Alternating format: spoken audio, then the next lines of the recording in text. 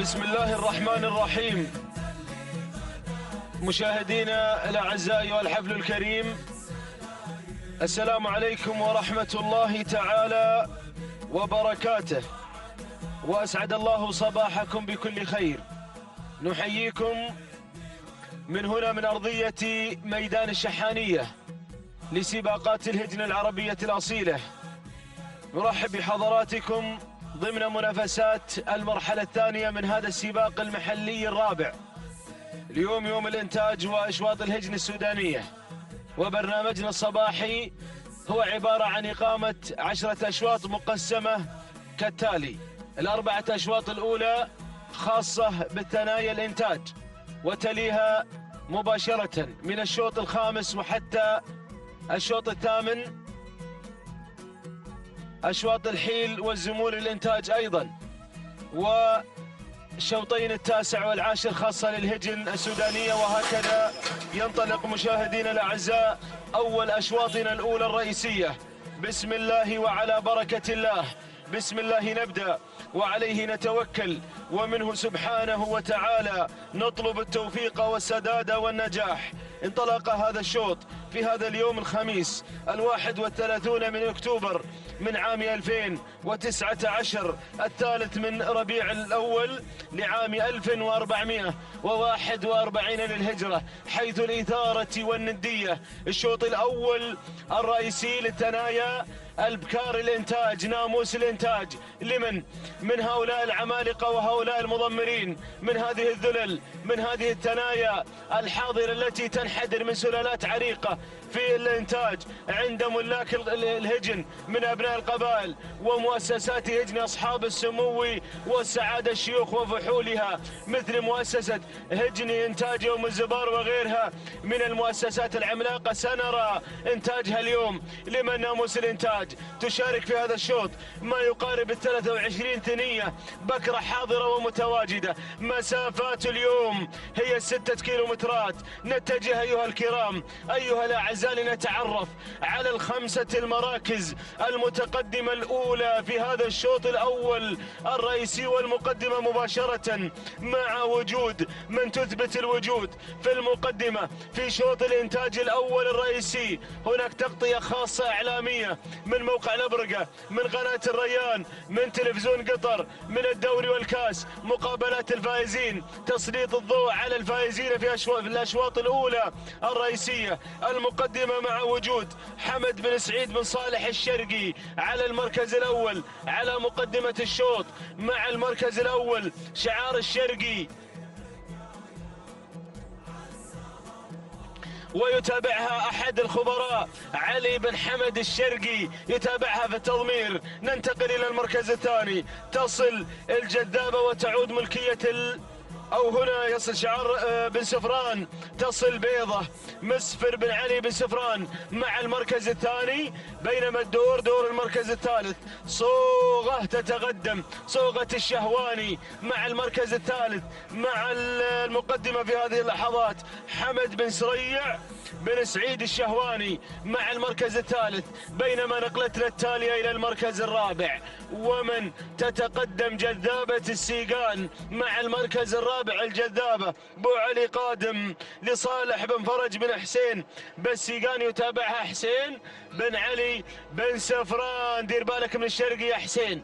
المركز الخامس، ومن تتقدم على المركز الخامس العنود المبارك بن سالم بن جار الله بن سالمين على المركز الخامس، هذه العنود. ونختم ندانا بالعنود المبارك بن سالم بن سالمين. هذا هو ندانا الأول. كيلوين مرت وانقضت من عمر هذا الشوط الأول الرئيسي، والجميع الملاك يطمحون في اختطاف نقطة رئيسية اليوم، نقطة ذهبية هنا في ميدان الشحانية. لمن ناموس الشوط من هؤلاء المضمرين. تحركوا العمالقة اليوم، تحركوا، اقتربنا من مهرجان المؤسس، ختال مهرجان واحد، سباق محلي واحد، وداخلين على مهرجان المؤسس الكبير، المهرجان اللي يشهد أشواط الرموز وأشواط الجوائز العينية القيمة السيارات، وأيضا الزعفران، التكريم بمادة الزعفران. أنتم على موعد عشاق هذه الرياضة العربية الأصيلة مع مهرجان كبير، والموعد إن شاء الله مع ختام الشهر القادم مع مهرجان المؤسس. نتمنى إن شاء الله التوفيق للجميع. العودة إلى مقدمة الشوط، وجود وابو حمد يتابعها علي بن حمد الشرقي. هذه وجود الشرقي تثبت بأنها في الوجود، هذه وجود على المركز الأول متربع تربع تام. الشرقي مرتاح اليوم، مرتاح مبسوط على المقدمة، لكن دير بالك من إخوانك الملاك والمضمرين. هذه وجود حمد بن سعيد بن صالح الشرقي تسيطر على المركز الأول على صدارة الشوط. المركز الثاني تنطلق صوغة حمد بن سريع بن سعيد الشهواني، تحركت صوغة على المركز الثاني، بينما المركز الثالث تصل العنود لمبارك بن سالم بن سالمين يقدم ويدفع بالعنود على صعيد المركز الثالث، بينما بالسيقان قادم مع المركز الرابع يقدم الجذابة، تنحدر من سلالة الجذاب، السلالة الغنية التي غنية عن التعريف مع المركز الرابع، وتعود ملكية الجذابة لصالح بن فرج بن حسين بالسيقان، بينما المركز الخامس أول نداء للخزنة سعيد بن عبد الهادي الشهواني يصل المضمر الهادي اللي غير هادي، وفي شوط غير هادي يا أبو هادي. الأشواط الأولى إنتاجها ومفتوحة، أشواط غير هادية أبدا، وتميزت أشواط الإنتاج في المواسم المنصرمة الماضية بتحطيم التوقيتات الزمنية، وتميزت أيضا بالقوة والندية والإثارة. الله يا ناموس الإنتاج، لمن من هؤلاء العمالقة.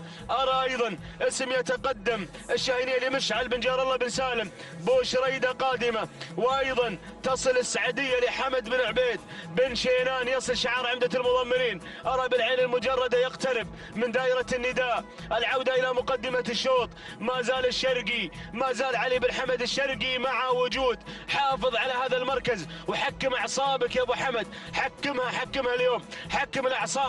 ناموس الإنتاج غير، الثنايا ناموس الثنايا البكار غير. بن سالمين واصل، وأيضا يصل بن سريع الشهواني بكل سرعة وبكل قوة. في هذه اللحظات غيرت العنود، استلمت زمام الأمور، خطفت المقدمة، خطفت الصدارة. عنود مبارك بن سالم بن سالمين مع المركز الأول مع صدارة الشوط، كيلوين عن خط النهاية. انطلقت العنود في الصدارة في هذه اللحظات، بينما المركز الثاني انطلقت فيه صوغة حمد بن سريع بن سعيد الشهواني مع المركز الثاني. وجود تتقدم على المركز الثالث لعلي بن حمد الشرقي، بوشريدو وبن شينان قادمين. تحركوا العمالقة، تحرك المضمرين، وانطلقت في هذه اللحظات الشاهينية مشعل بن جار الله بن سالم بن مسعود بوشريدة على المركز الثالث.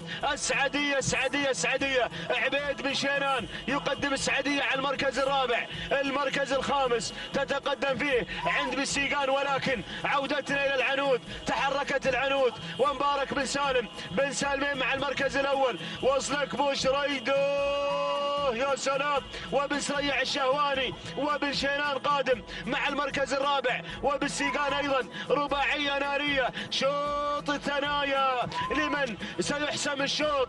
مع من سيحسم ناموس الثنايا الإنتاج؟ مع من هؤلاء المضمرين؟ بن سريع، شاهينية بوشريدة، سعدية بن شينان، بالسيقان قادم، بن سالمين قادم. ناموس الإنتاج غير، بن سريع، وهنا صوغة والشاهينية والسعدية، الثلاثة المراكز الأولى. ناموس الإنتاج، شوط الثنايا لمن؟ ناموس الثنايا. افتتحنا الكيلو متر الأخير، طارت الثنايا، طار بوشريدة، تحركت السعدية. الله يا سلام، بالعرج غادم، وصلت الشرود، سيارتين في رصيد الشرود مع المركز الخامس. وبالسيقان قادم، وصلكم حسين بالسيقان، يصل بفرج، الله يفرجها يا ابو فرج، تتفرج، الله يفرجها اليوم. والله يا سلام يا سلام يا سلام. ولكن الشاهينية السعدية عمدة المضمرين، عمدة المضمرين،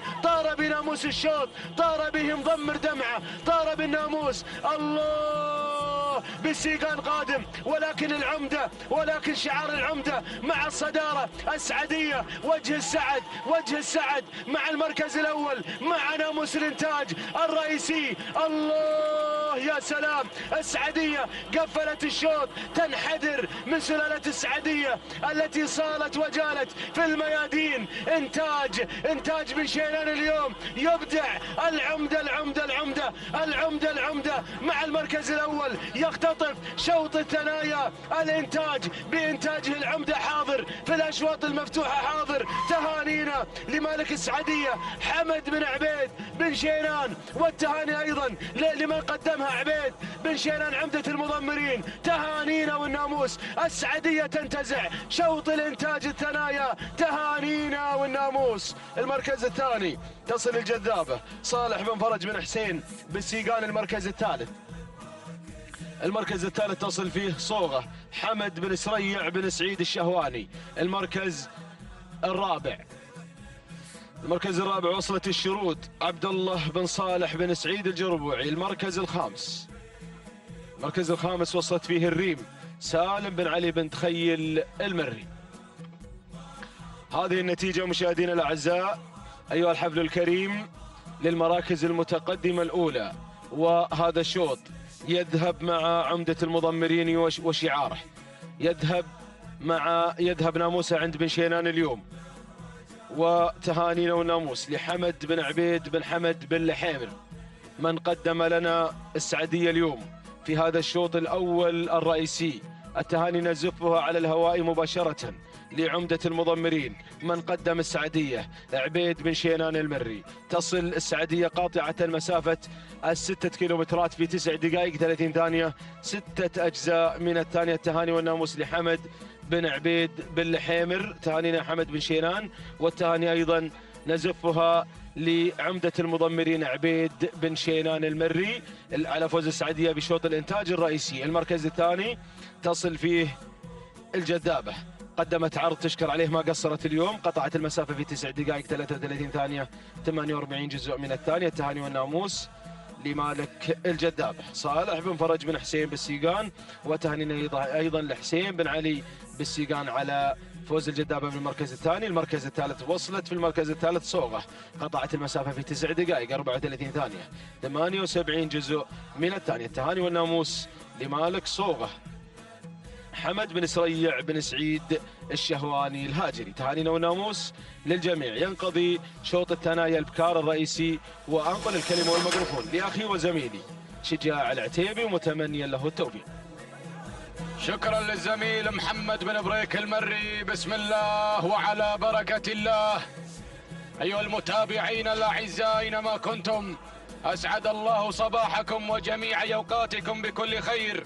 أحييكم بتحية الإسلام الخالدة، فسلام من الله عليكم ورحمته تعالى وبركاته من هنا من على أرضية هذا الميدان، ميدان التحدي، ميدان الشحانية لسباقات الهجن العربية الأصيلة. على بركة الله وتوفيقه ينطلق شوطنا الثاني والشوط الأول الرئيسي للقعدان الثنايا الإنتاج، ومن مسافة 6 كيلومترات. إذا متابعينا الأعزاء انطلقت هذه الأسماء، اندفعت هذه الشعارات على بركة الله وتوفيقه. إذا متابعينا الأعزاء تهانينا والناموس لعمدة المضمرين لمالك السعدية حمد بن عبيد بن حمد بن لحيمر المري على انتزاع السعدية لأول أشواط الثنايا الإنتاج. تهانينا والناموس لعمدة المضمرين. متابعينا مشاهدينا الكرام، أتقدم مباشرة مع المركز الأول.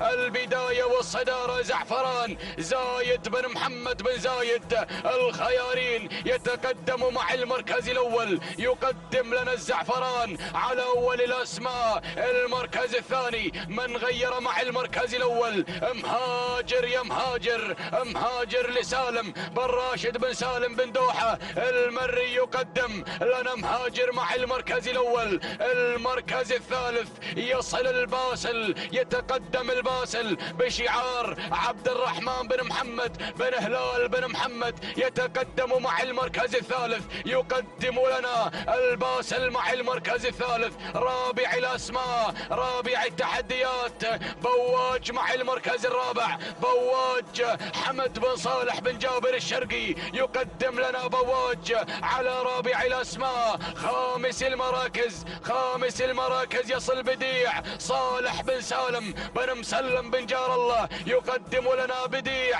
على خامس الأسماء. هكذا كانت النتيجة متابعينا مشاهدينا الكرام للخمسة المراكز المنطلقة، للخمسة المراكز المندفعة. ها هي الثنايا الانتاج.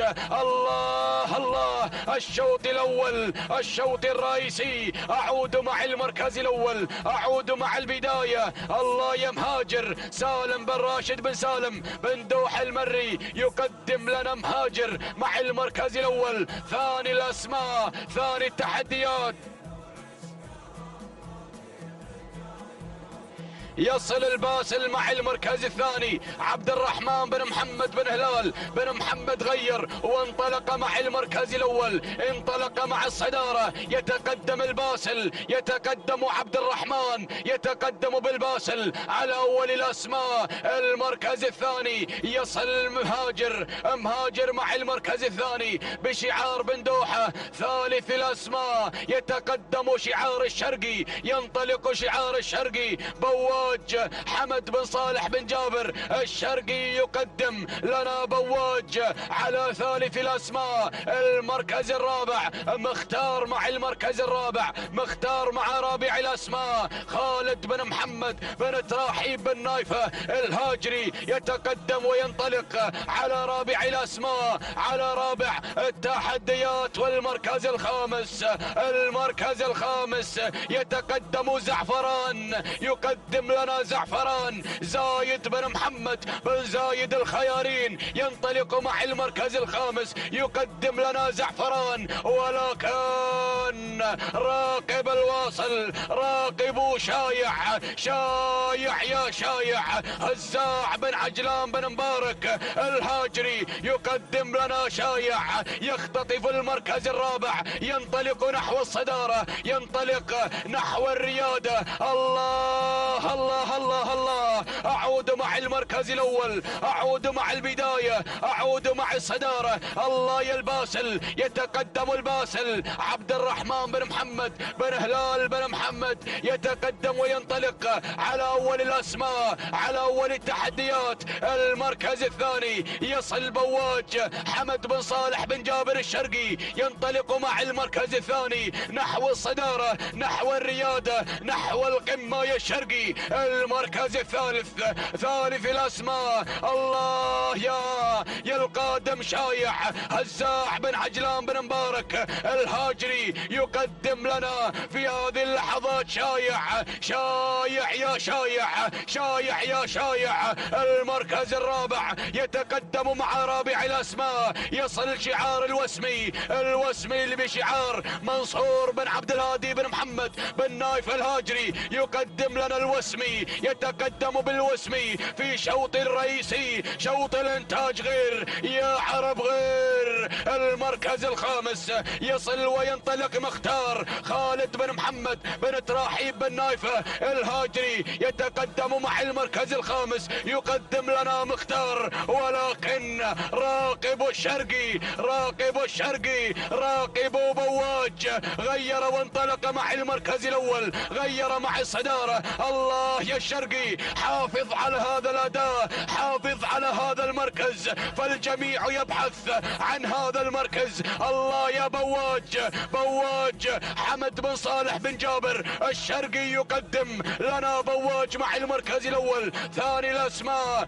ثاني التحديات الباسل، الباسل عبد الرحمن بن محمد بن هلال بن محمد المري يقدم لنا الباسل مع المركز الثاني. المركز الثالث يصل في هذه اللحظات، يتقدم شايع هزاع بن عجلان بن مبارك الهاجري يتقدم مع المركز الثالث، يقدم لنا شايع. المركز الرابع يصل في هذه اللحظات مهاجر سالم بن راشد بن سالم بن دوحة أو عفوا يتقدم في هذه اللحظات. ينطلق الوسمي منصور بن عبد الهادي بن محمد بن نايف الهاجري يقدم لنا الوسمي مع المركز الرابع. المركز الخامس يتقدم مختار، يتقدم بن نايفة يقدم لنا مختار خالد بن محمد بن تراحيب بن نايف الهاجري. أعود مع المركز الأول، أعود مع البداية، أعود مع الصدارة. غير وانطلق مع المركز الأول، غير الباسل عبد الرحمن بن محمد بن هلال يتقدم مع المركز الأول، يقدم لنا الباسل يتقدم بهذا الاندفاع الكبير. المركز الثاني، المركز الثاني يصل شايع هزاع بن عجلان بن مبارك الهاجري 1200 ما تبقى عن خط النهاية. المركز الثالث بواج بشعار الشرقي، والمركز الرابع يصل بشعار بن نايفة يتقدم الوسمي، ولكن وصل مختار، مختار يا مختار، وايضا يصل شاهين سالم بن عبد الله بن سعيد بن محمد آل بخيت يقدم لنا شاهين. ولكن المركز الاول، المركز الاول مع الباسل، مع الباسل، مع الباسل يتقدم مع الباسل عبد الرحمن بن محمد بن هلال يتقدم مع المركز الاول. ولكن شاهين يصل شعار بن بخيت يتقدم مع المركز الثاني، يقدم لنا شاهين. وايضا مذهل الحميدي بن محسن بن راشد بن ديلة يقدم لنا مذهل، مذهل مذهل مذهل يتقدم مع المركز الثاني. ولكن الله يا الباسل، الباسل مع المركز الاول، الباسل مع الرياده عبد الرحمن بن محمد بن هلال يتقدم مع المركز الاول بدون اي اوامر، بدون اي تعليمات. مذهل مع المركز الثاني، بن ديلة واصل مع ثاني الاسماء. ولكن الباسل يضرب بيد من حديد. الله يا الباسل عبد الرحمن بن محمد بن هلال بن محمد يختطف اول اشواط الانتاج، اول اشواط القعدان الثنايا مع الباسل. معك يا محمد من يقدم لنا الباسل عبد الرحمن بن محمد بن هلال. ناموس يا ابو محمد، ناموس، ناموس بناموس الباسل. اول اشواط الانتاج، اول اشواط الثنايا القعدان. سلام يا الباسل، سلام، سلام يا ابو محمد، سلام. تهانينا والناموس على انتزاع الباسل لاول اشواط القعدان الثنايا الانتاج. تهانينا والناموس المركز الثاني. مذهل الحميدي بن محسن بن راشد بن ديلة المركز الثالث. مختار خالد بن محمد بن تراحيب بن نايف الهاجري المركز الرابع. شاهين سالم بن عبد الله بن سعيد آل بخيت المركز الخامس. فجاج سعود بن زايد بن محمد بن طرجمس هلي. اذا متابعينا مشاهدينا الكرام، تهانينا والناموس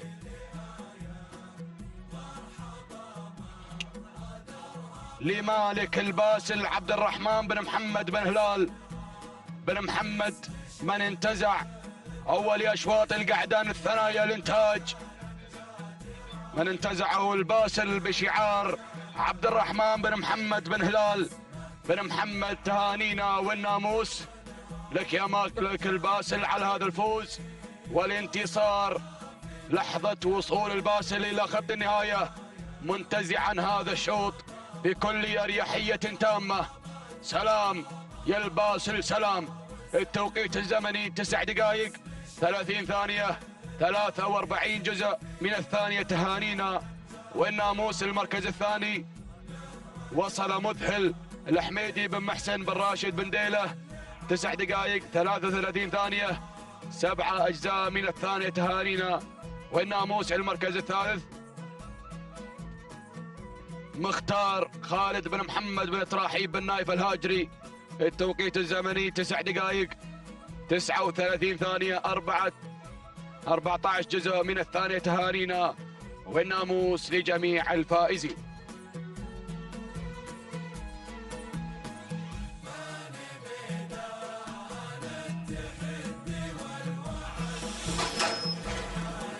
بسم الله الرحمن الرحيم.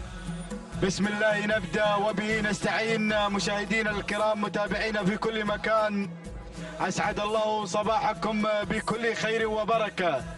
نرحب بكم في انطلاقات هذا الصباح من هنا من أرضية ميدان الشحانية في منافسات هذا الصباح الخاصة بأشواط الإنتاج. على بركة الله مشاهدينا الكرام ينطلق ثالثي أشواطنا في هذا الصباح، كما نهني بشينان على انتزاع أول الأشواط. نهني على انتزاع السعدية الشوط الرئيسي الخاص بالثنايا البكار حمد بشينان المري، وكان هناك ايضا الشوط الرئيسي حاضرا مع الباسل عبد الرحمن بن محمد بن هلال. على بركة الله ينطلق ثالث الأشواط في منافسات أشواط الإنتاج، شوط خاص بالإبكار الثنايا. نبدأ مع هذه الانطلاقة لنتابع منافسات ال6 كيلومترات الحاضرة مع هذه الشعارات. أبدأ بالبداية وتابع الصدارة هناك مع دمعة على أول المراكز لهزاع بن محمد بن ترحيب بن نايفة، ولكن من الجانب الآخر هناك التغيير من مرموقة. خالد بن صبيح بن سالم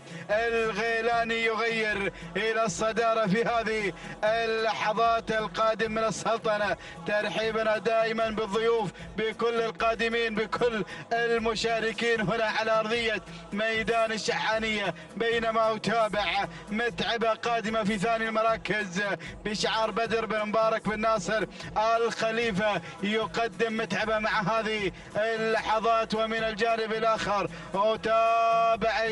أتابع القدوم والقادمة النويعس محمد بن علي بن مسفر الجربوعي يتقدم في هذه اللحظات، وأرصاد تنضم في هذا الانطلاق. أرصاد قادمة بشعار طالب بن فرج بن هادي بن هليل يتقدم مع أرصاد. بينما خامس الأسماء وصول من سحابة جار الله بن سالم بن مسعود بشريدة يتقدم مع خامس المراكز. هذه النتيجة مشاهدينا الكرام لمراكزنا الخمس الأولى، ولكن أعود هناك مع الصدارة. مرموقة تتقدم مشاهدينا الكرام بشعار خالد بن صبيح بن سالم الغيلاني يتقدم.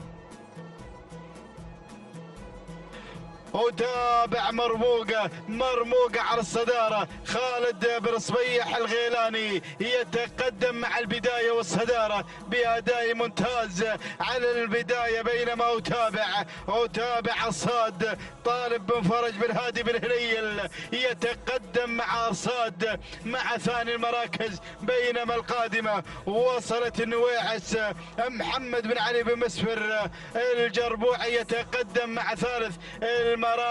رابع الأسماء هناك متعبة بدر بن مبارك بن ناصر بن محمد الخليفة قادم مع رابع المراكز. وخامسا هناك دمعة يا بن نايفة هزاع بن محمد بن تراحيب بن نايفة قادم مع خامس المراكز في منافسات الإنتاج. الله القادمة أتابع الأسماء، أتابع هناك أيضا سحابة شار الله بن سالم بن مسعود بوشريدة قادم. وهناك التدخل، وصلت مناوي ناصر بن سعيد بن علي الشيبة قادم في هذه اللحظات. الله يا الأسماء قادمة. منافسات أشواط الإنتاج تحمل لنا هذه النوعيات المميزة. الكل يحافظ أيضا على هذه النوعيات من خلال الإنتاج، وأشواط الإنتاج تتميز مشاهدينا الكرام. بينما أتابع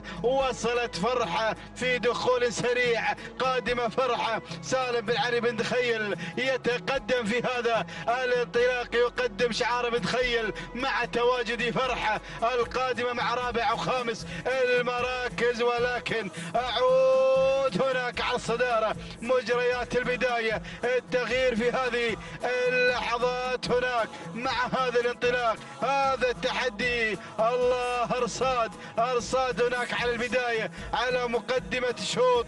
طالب بن فرج بن هادي بن هليل، ولكن من الجانب الآخر الله ابن الشيبة، ولكن فرحة غيرت في انطلاق مميز. فرحة لسالم بن علي بن دخيل يغير على البداية. وهنا أتابع مناوي ناصر بن سعيد بن علي الشيبة. الله، ثنائية مميزة. انطلاق مشاهدينا الكرام في هذه اللحظات، ولكن أرصاد الله يا ابن هليل يتابع الموقف من خلال أرصاد هنا مع ثالث المراكز. والنواعس قادمة، محمد بن علي بن مسفر بن محمد المري قادم مع رابع المراكز.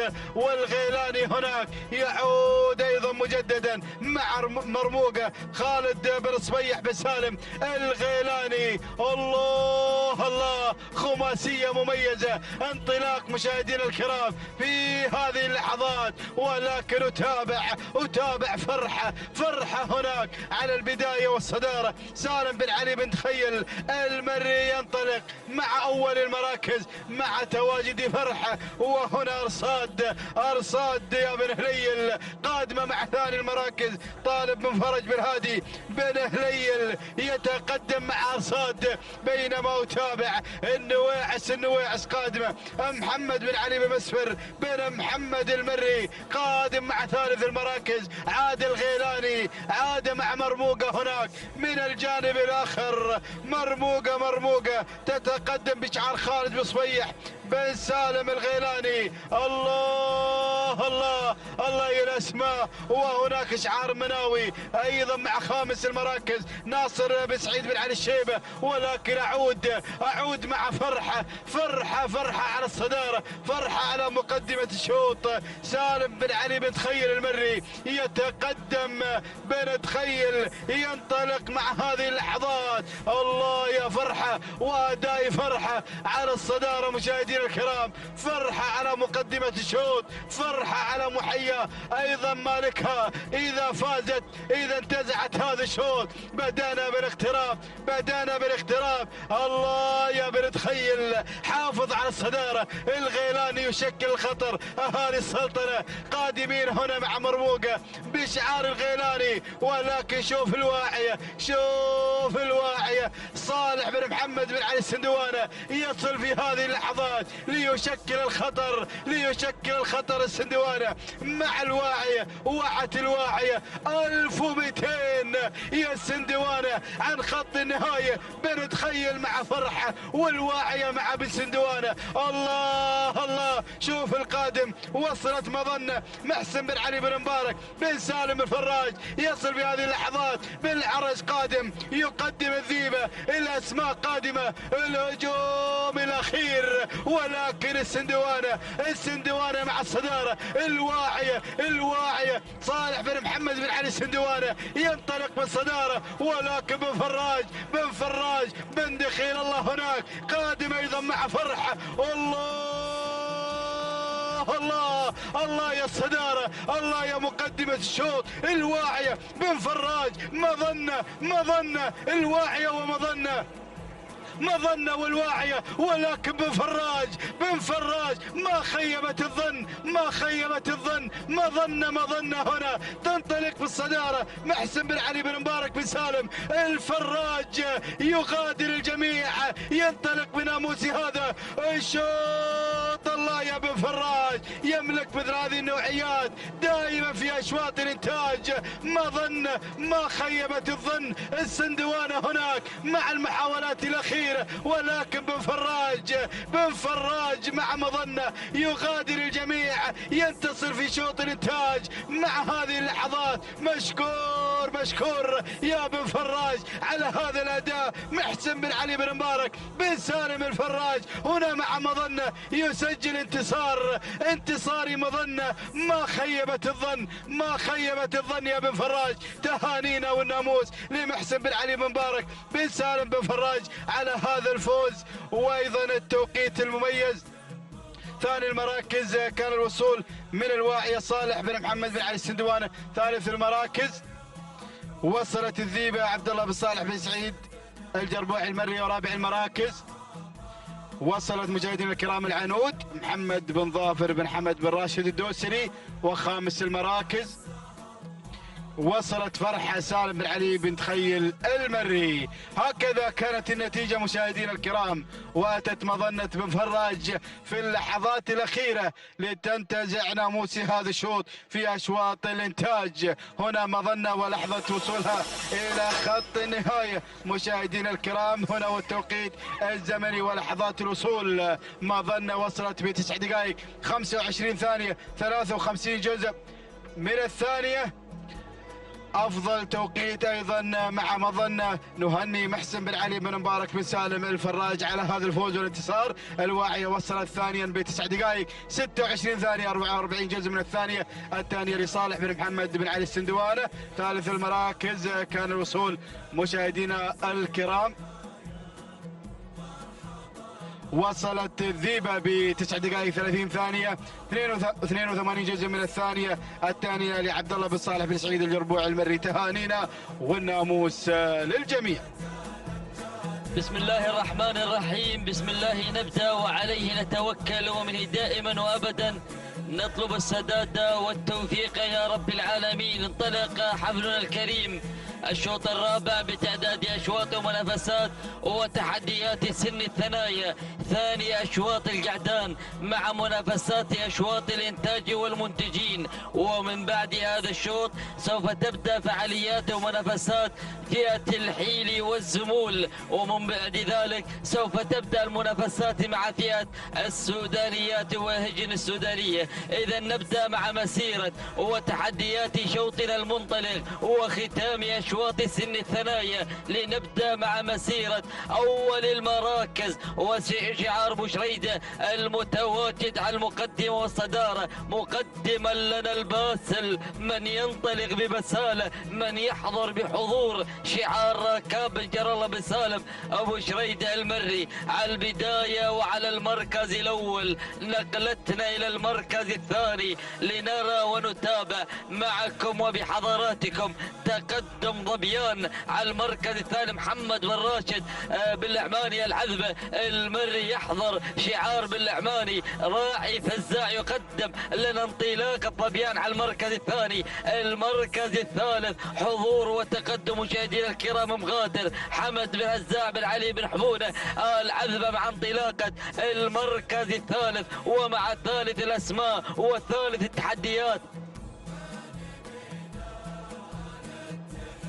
مع ثالث التحديات. إذا الثلاثة المراكز الأولى مع أيضا العذبة من يقدمون لنا ثلاثة أسماء مميزة حاضرة بتحديات وقوة البداية. عندنا شعار بشريدة، عندنا شعار باللعماني وكذلك شعار بن حبونة. المركز الرابع نتابع سراب سلطان بن مبارك بن ناصر الخليفة مع انطلاقة سراب على المركز الرابع. نتابع المركز الخامس حضور ثابت راشد بن ذلاب بن جلميد الهاجري مع انطلاقة خامس المراكز. وختام النداء الأول للأسماء الخمسة الأولى الحاضرة خلف الخمس أسماء متواجدة شعارات منطلقة ترقبوا قدومها في الوقت المناسب من مجريات هذا الشوط. نتابع أيضا قدوم الأسماء وقدوم الشعارات وكذلك هنالك أسماء خطفت رموز في الموسم الماضي تحضر بانطلاقة هذا الشوط بحضور هذه الشعارات الكبيرة ربما بمشاركات تجهيزية أو يكون لها الحضور القوي في هذا الشوط. وبهذه الانطلاقة لنعود إلى البداية لنعود إلى المقدمة لنتابع معكم مجريات أول المراكز. الباسل من يواصل الانطلاق الجميل مع البداية ومع الصدارة وبمقدمة هذا الشوط يحضر بحضور شعار راكاب الجر الله بن سالم أبو شريدة المري مع المركز الأول. المركز الثاني غدوم ووصول من قبل مغادر حمد بن هزاع بن علي بن حبونة العذبة يحضر شعار بن حبونة على المركز الثاني. المركز الثالث نتابع معكم شعار بن نايف الغادة مع المركز الثالث مع انطلاقة عجلان بن نايف يتواجد مع شعار ايضا بن نايف عبد الهادي بن عبد الله بن محمد بن نايف الهاجري. يقدم لنا عجلان وسلالة عجلان الحاضرة والمنطلقة بعجلة من امره. المركز الرابع وصول سراب يحضر بشعار ايضا الخليفة سلطان بن مبارك بن ناصر الخليفة. والمركز الخامس دالوب يا بن نديلة عبد المحسن بن زيد بن محسن آل بحيح المري. يقدم لنا دالوب بانطلاقة خامس الاسماء بأول نداء يحضر مع المركز الخامس. هذا هو النداء الثاني للاسماء الخمسة الأولى الحاضرة والمتقدمة والمتواجدة في مسيرة وتحديات وانطلاقات سن الثنايا. الله يا الاسماء القادمة والحاضرة، ما زالت هنالك اسماء وشعارات متواجدة نرصدها لكم وترصدها لكم عدسة قناة الريان الفضائية مع مخرج هذا السباق بن خزينة. يقدم لكم مخزون كبير من اللقطات الجميلة، اللقطات المميزة، لكي يعطي كل ذي حق حقه باللقطات وبالانطلاقات وبالرصد المميز لمسيرة هذه الهجرة الحاضرة والمتواجدة في مسيرة وتحديات وانطلاقات هذه الرياضة، رياضة الآباء والأجداد، رياضة وتراث هذه الأصالة، أصالة سباقات الهجن. لنبدأ مع أيضا بداية هذا الشوط، لنعود إلى الباسل بشريدة. يقدم لنا أيضا شعاره وانطلاقاته وتحديات الباسل. هناك يرقص وحيدا حبا وطربا لمعانقة الناموس، وأيضا يرفرف بشعاره مع البداية والمقدمة ومع الصدارة. ركاب الجرل بن سالم بن مسعود بشريدة مقدما لنا هذا الانطلاق مع تحديات البداية وتحديات المقدمة. عجلان بدأ يتسلل نحو المركز الثاني مع شعار بن نايفة، ومع انطلاقة المركز الثاني عبد الهادي بن عبد الله بن محمد بن نايفة الهاجري. المركز الثالث تقدم شعار بن حمونة مع مغادر حمد بن هزاع بن علي بن حمونة العذبة. والمركز الرابع نتابع معكم القدوم والوصول من شاهين. يا مرحبا بشاهين، يا مرحبا يا الزعبي، وشعار الزعبي عبد الله بن سعيد بن حمد الزعبي. يقدم لنا شاهين بأولى مشاركاته ليحضر مع تحديات المركز الثالث بهذه اللحظات. المركز الرابع نتابع معكم سمران علي بن حمد بن عريج المري. يقدم لنا ايضا سمران مع المركز الرابع. المركز الخامس حضور شعار بن بخيت. يقدم لنا الديبل سالم بن عبد الله بن سعيد آل بخيت المري مع المركز الخامس. ولكن وين بوشريدة مع الصدارة. بوشريدة بدأ يشرد مع الباسل انطلاقات البداية منذ ان يعطي هذا الشوط اشارة البدء، والباسل مسيطر على البداية مع تحية لافتة 1200 عن الناموس، عن التتويج، عن اختطاف نقطة هذا الشوط. الله يا الباسل بوشريدة مع الباسل. ولكن الاسماء حاضرة. بن عريج بن نايفة الزعبي بن بخيت. الله يا السيل الجارف بن نايفة وعجلان مع المركز الثاني عبد الهادي بن عبد الله بن نايفة الهاجري. المركز الثالث سمران علي بن حمد بن عريج المري. والمركز الرابع الزعبي مع شاهين. والمركز الخامس الديبل مع ايضا بن بخيت. ولكن البداية بشريدة، البداية الباسل. عجلان قادم، عجلان واصل، عجلان على المركز الثاني. بن نايفة اصمد يا بشريدة، الاسماء قادمة. الله عجلان الباسل بشريدة. الباسل مع بن نايفة ومع انطلاقات عجلان وبن نايفة. الباسل وبشريدة اللحظات الحاسمة، اللحظات النهائية. الناموس ما زال حاير طاير، لكن بشريدة يصمت حتى هذه اللحظات مع انطلاقة الباسل ومع تقدم الباسل القاطب حتى هذه اللحظات لناموس هذا الشوط. بن بخيت قادم، بن بخيت يقدم لنا الديبل. الله يا الاسماء الحاضره المنافسه. الباسل بوشريده مع الباسل ومع معانقه الناموس حتى هذه اللحظات. سلام بوشريده، سلام الباسل، سلام راكان بن جار الله بوشريده يختطف ناموس هذا الشوط، لكن بالقيد الديبل الله خط النهايه، اللحظات الحاسمه. الديبل بالقيد يختطف ناموس هذا الشوط في اللحظات الحاسمه من مجريات هذا الشوط الثاني والتبريكات. نزف فؤادي مالك الديبل. سالم بن عبد الله بن سعيد البخيت المركز الثاني. وصل الباسل مع جر الله بن راكان بن سالم بوشريده المركز الثالث. المركز الثالث عجلان لعبد الهادي بن عبد الله بن نايف الهادي. المركز الرابع كان الوصول من قبل شوباش محمد بن سالم الصعاق. المركز الخامس وصل سمران لعلي بن حمد بن عريج المري. التهاني والتبريكات لجميع الفائزين. نرى ونتابع الديبل. توقيت الزمن 9 دقائق 31:20 الزمن الثانيه. التهاني والتبريكات لسالم بن عبد الله البخيت المري المركز الثاني. وصل الباسل ومركز الباسل الله يقول حق 9 دقائق 31:38 الزمن الثانيه. التهاني والتبريكات لراكان بن جر الله بن سالم بوشريده المري المركز الثالث. كان الوصول من قبل عجلان 9 دقائق 38:85 الزمن الثاني. التهاني والتبريكات لعبد الهادي بن عبد الله بن نايف الهاجري على هذا الفوز المستحق. إذا مشاهدينا الكرام متابعينا الاعزاء، انقضت منافسات وتحديات اشواط سن الثنايا للانتاج والمنتجين، ومن بعد ذلك مع بدايه شوط جديد ومع فعاليات منافسات الحولي والزمول بشعارات ابناء القبائل لاشواط الانتاج والمنتجين والشوط القادم. والزميل مسعود الحريري مواصلا معلقا على مجريات شوطنا الاول لفئه الحين.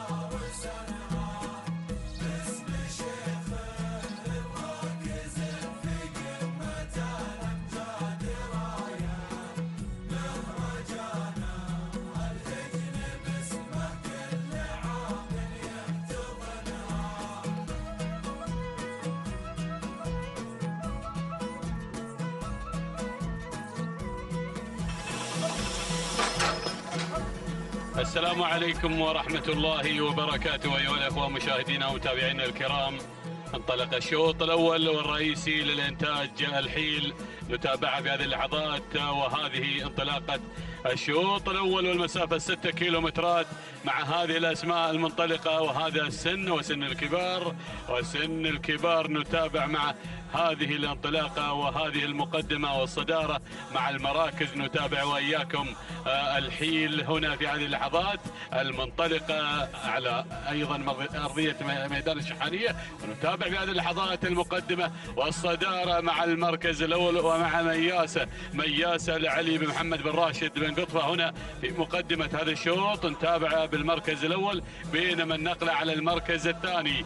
المركز الثاني نتابع الذيبة لراشد بن ناصر بن راشد الجبر النعيمي على المركز الثاني منطلقة مع المركز الثاني، بينما المركز الثالث الشاهينية لعبد الهادي بن حمد بن حفار المري مع المركز الثالث. نتابع المركز الرابع في هذه اللحظات ومن تصلنا هنا الدوحة لصالح بن حمد القمرة. المركز الخامس هنا شعار بن حلفان مع نوف يا سلام لمحمد بن علي بن سعيد بن حلفان المري. هذه النتيجة للخمس المراكز الأولى وما خلف الخمس المراكز الأولى. نتابع هنا في هذه اللحظات الانطلاقات، نتابع الأسماء، نتابع هنا شعار بن جليميد وشعار الباسل اللي فاز أيضا معنا قبل قليل. نتابع هنا هذا الانطلاق، ولكننا بنعود إلى المقدمة وإلى الصدارة. نتابع المقدمة مع المركز الأول ومع مياسة على المقدمة ومع الشوط الأول غير. هنا نتابع شوط الإنتاج للحيل. نتابع في هذه اللحظات مياسة لعلي بن محمد بن راشد بن قطفة المري مع المقدمة شعار بن دلوان. هنا شعار فريح وفريحة يا سلام هي المقدمة والصدارة والانطلاق مع مياسة اللي بالمركز الأول. وهذه المقدمة نتابع هنا المركز الأول، بينما المركز الثاني شعار بن جبر مع الذيبة راشد بن ناصر بن راشد الجبر النعيمي مع المركز الثاني. نتابع في هذه اللحظات، بينما المركز الثالث هنا نتابع الشاهينية ومع مالكها عبد الهادي بن حمد بن علي بن حفار المري يا سلام مع المركز الثالث وتشكل الخطر الأكبر يا سلام. بينما المركز الرابع أول ندى لحربة لمحمد بن راشد بن ثلاب بن جليميد الهاجري مع المركز الرابع هنا في هذه اللحظات، ومع الدكتور أيضا الدكتور راشد بن ثلاب من يتابعها ويرافقها في هذه اللحظات. بينما المركز الخامس نتابع المركز الخامس اللي نوف لمحمد بن علي بن سعيد بن حلفان المري. هذه النتيجة للخمس المراكز الأولى المنطلقة على المقدمة. نتابع هنا المقدمة وبقيادة مياسة على المركز الأول منطلقة ومندفعة يا سلام بهذا الانطلاق والاندفاع مع مقدمة هذا الشوط. تقود المسار منطلقة ومندفعة بهذا الأداء المتميز وبهذا الشعار الغني عن التعريف يا سلام يا المقدمة. بينما المركز الثاني نتابع هنا القدوم في هذه اللحظات من الذيبة ولكن يا سلام هنا بن دلوان على المقدمة مع مياسة علي بن محمد بن راشد بن قطفة المري. ولكن الذيبة بدأت تنطلق في هذه اللحظات على المركز الثاني راشد بن ناصر بن راشد الجبر النعيمي بدأ يتسلل على المقدمة. بينما المركز الثالث الوصول من حربة يا حربة محمد بن راشد بن ثلاب بن جليميد الهاجري. بينما المركز الرابع نوف بدأت تتسلل من الجانب الأيمن منطلقة بشعار المبدع أيضا هناك ومحمد بن علي بن سعيد بن حلفان المري وبقيادة حمد بن علي الحلفان. بينما المركز الخامس نتابع القدوم في هذه اللحظات من الهدارة يا سلام راشد بن عبد الله بن عيسى المسيفري. يا سلام ركز يا ابو عبد الله بانطلاقة الهدارة مع المركز الخامس. نتابع في هذه اللحظات بانطلاقة الخمس المراكز الأولى المنطلقة. نتابع ما خلف الخمس المراكز الأولى أسماء قوية قادمة. أيضا نتابع انتصاف المسافة 3 كيلومترات انقضن وبقت ايضا الثلاثة الكيلومترات. يا سلام يا هذا الشوط،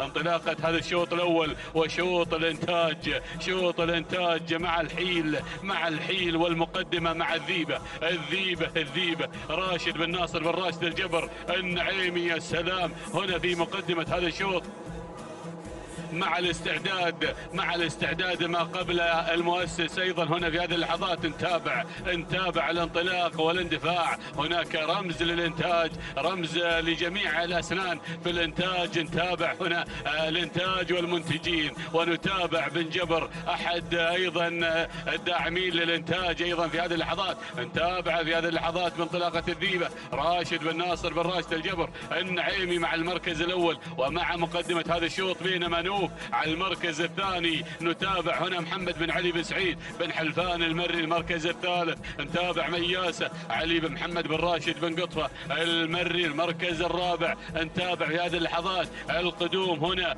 بانطلاقة حربة بدأت تتسلل لمحمد بن راشد بن ثلاب بن جليميد الهاجري، بينما المركز الرابع والخامس على المركز الخامس الهدارة على المركز الخامس منطلق لراشد بن عبد الله المسيفري. ايضا هنا من يتابعها. يا سلام بهذا الانطلاق مع المركز الخامس. ويلا يا ابو عبد الله نبي لنا ناموس اليوم بانطلاقه الهداره مع المركز الخامس، وبانطلاقه ايضا الهداره في ايضا المركز الخامس، وما تحمل من رصيدها وانجازاتها ايضا الهداره اللي مع المركز الخامس. نتابع الخمس المراكز الاولى كلها في كادر واحد وبانطلاقه قويه. وهناك نتابع اسماء قادمه ما خلف الخمس المراكز الاولى المنطلقه المندفعه مع المركز ايضا هنا الخمس المراكز الاولى. ولكن بنعود الى الخمس اللي في المقدمه مع الذيبه ومع حربه ومع مياسه ومع ايضا هناك نتابع نوف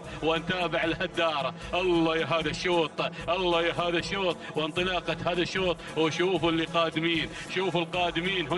هناك ظن بطي بن سعيد الزعبي، وهناك ايضا قدوم اخر مع انطلاقه ايضا بوشريده قادم في هذه اللحظات مع سرابه واسماء قادمه هناك ايضا. شوفوا اللي واصله، شوفوا اللي قادمه نسيم لحمد بن عبيد بن حمد بن الحيمر بن شينان قادم. ولكن بنعود الى المقدمه. الله بدانا بالجد، بدانا. يا سلام يا الهداره بدات تغير. يا سلام يا سلام بالانطلاق في المقدمه. الله يا المسيفري ما شاء الله ما شاء الله تبارك الله على هذا الاداء والتقدم مع الهداره لراشد بن عبد الله بن عيسى المسيفري على المركز الاول. نوف على المركز الثاني. محمد بن علي بن سعيد بن حلفان المركز الثالث. هنا بن دلوان قادم مع مياسه بن قطفه قادم في هذه اللحظات. علي بن محمد هنا مع انطلاقتها بالمركز الثالث المركز الرابع. شوفوا اللي قادمه، شوفوا اللي قادمه. شعار بن شينان قادم، ولكن الذيبه ذيبه النعيمي. ولكن الله شوفوا القدوم من نسيم اللي قادمه بكل قوه لحمد بن عبيد بن شينان المري. بينما نعود الى المقدمه الى الصداره مع الثنتين مع نوف ومع الهداره ونوف ونسيم قادمه. يا سلام يا نوف يا بن حلفان يا المبدع. ركز هنا بن شينان قادم، عمالقه التضمير. الهداره من الجانب الايمن الهداره. ولكن نعود الى المقدمه. نوف نسيم. ولكن هنا عبيد بن شينان مع ايضا نسيم حمد بن عبيد بن شينان. الله الهداره تعود هداره المسيفري. ولكن نعود مع نسيم حمد بن عبيد بن الحيمر ايضا هنا بن شينان قادم بكل قوه مع الانتاج والمنتجين. سلام يا عبيد يا بن حمد يا بن شينان. سلام يا خبره السنين. هنا مع نسيم اللي ايضا فازت بالشوط الاول وتجهز للقاء يا ابو حمد. يا سلام يا نسيم. سلام والتحيه والاحترام لهذا الشعار الغني عن التعريف، شعار عبيد بن شينان. وهذه وشعار الاشواط الرئيسيه في الثنايا والحيل. تهانينا لعبيد بن حمد بن شينان وحمد بن عبيد على هذا الفوز مع فوز نسيم. بينما المركز الثاني اللي ينوف لمحمد بن علي بن حلفان المري المركز الثالث. المركز الثالث الدوحة صالح بن حمد القمرة. المركز الرابع وصلت بالراقة راشد بن ناصر بن راشد الجبر النعيم.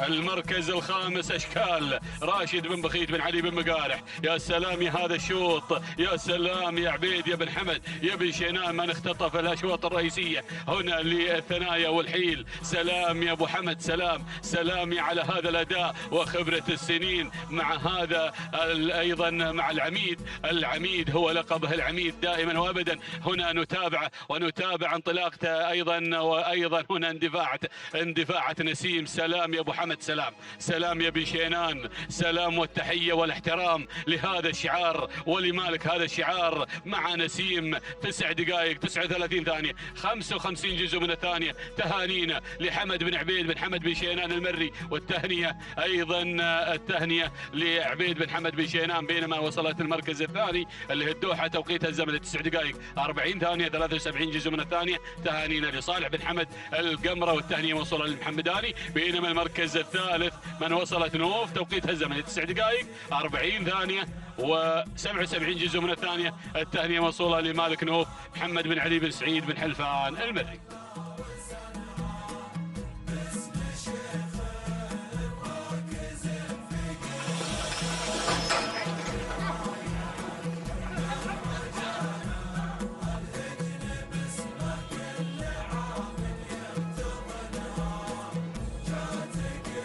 بسم الله الرحمن الرحيم. مشاهدينا ومتابعينا الكرام، اسعد الله صباحكم بكل خير وبركة من هنا من ميدان التحدي، ميدان الشحانية لسباقات الهجنة العربية الأصيل ضمن تحديات هذا اليوم الخاصة لأشواط الإنتاج، أشواط الكبار. ينطلق مشاهدي الأعزاء الشوط الرئيسي الخاص زمول الإنتاج. مشاهدينا الأعزاء، نتابع هذه الأسماء والشعارات المشاركة والمنطلقة والباحثة بناموس هذا الشوط. نتابع مقدمة هذا الشوط، نتابع مشاهدينا الأعزاء شعار خالد بن حمد بن عبد الله الزعبي على مقدمة هذا الشوط.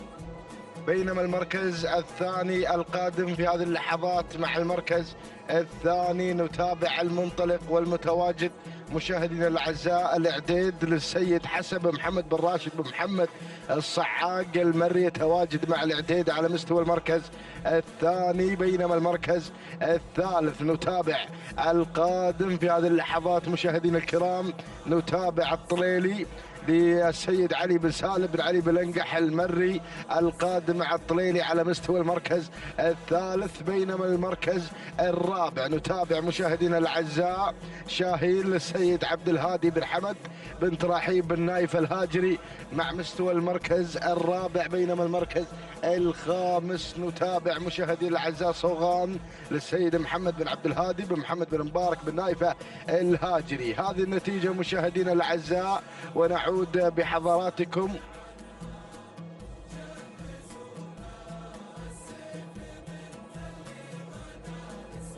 إلى شعار خالد بن محمد بن عبد الله الزعبي. يتقدم مشاهدينا الأعزاء في المركز الأول في هذا الانطلاق وفي هذا التحدي الكبير، يحضر بهذا الشعار الخطير، يتواجد في الصدارة. بينما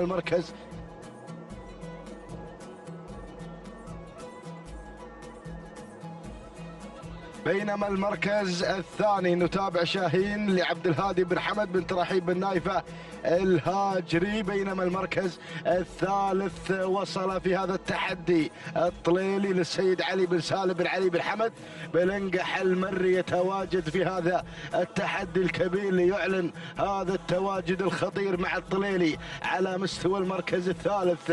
بينما المركز الرابع مشاهدي الاعزاء يصل في هذه اللحظات الاعداد، يتقدم الاعداد في المركز الرابع بهذا الشعار الكبير، شعار الصعاق، يحضر في هذا التحدي ليعلن تواجد الاعداد في المركز الرابع حسب محمد بن راشد بن محمد الصعاق المري. بينما المركز الخامس نتابع مشاهدينا الكرام الوصول في هذه اللحظات. يا سلام يا سلام يا دهام. وهنا ايضا صوغان يصل مشاهدينا الاعزاء على مستوى المركز الخامس شعار بن نايفة. وهنا ايضا شعار بن قحيزة القادم في هذا التحدي مع شعار دهام. محمد بن سعيد بن محمد بن قحيزة المري يتقدم في هذه اللحظات مع خامس المراكز. هذه النتيجة في أول أشواط الزمول، أشواط الإنتاج والمنتجين. نتابع سن الكبار، يا سلام،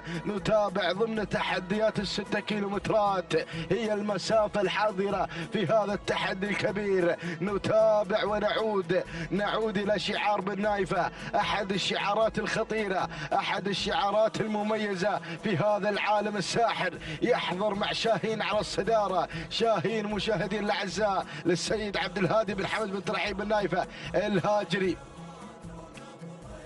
الأناضول في المركز الثاني للسيد خالد بن حمد بن عبد الله الزعبي، يتواجد وينطلق في المركز الثاني بشعاره الكبير. ولكن القادم العديد حسن بن محمد بن راشد بن محمد الصعاق، يصل شعار الصعاق في المركز الثالث. بينما المركز الرابع الطليلي للسيد علي بن سالم بن علي بن لنقح المري، يتقدم مع الطليلي في رابع المراكز. بينما المركز الخامس، نتابع يا مخرجنا على خامس المراكز في هذا النقل الحي والمباشر. نتابع الأسماء ونتابع الشعارات المميزة. شعار بن نايفة يتقدم، وكذلك شعار بن قحيز القادم مع دهام. محمد بن سعيد بن محمد بن قحيز المري يتقدم في هذه اللحظات في المركز الخامس. هذه النتيجة مشاهدينا الكرام للمراكز الخمسة الأولى، الفايف ستار المعلنة لهذا التحدي ولهذا النداء الكبير. لنعود إلى البداية، إلى الأمور وشعار بن نايفة. يا سلام يا سلام يا سلام. شاهين على المقدمة للسيد عبد الهادي بن حمد بن ترحيب بن نايفة الهاجري. بينما المركز الثاني لنظول القادم في هذه اللحظات للسيد خالد بن حمد بن عبد الله الزعبي مع المركز الثاني. بينما المركز الثالث نتابع العديد بشعار الصعاق. حسب محمد بن راشد بن محمد الصعاق المري يتواجد وينطلق مشاهدينا الاعزاء في المركز الثالث.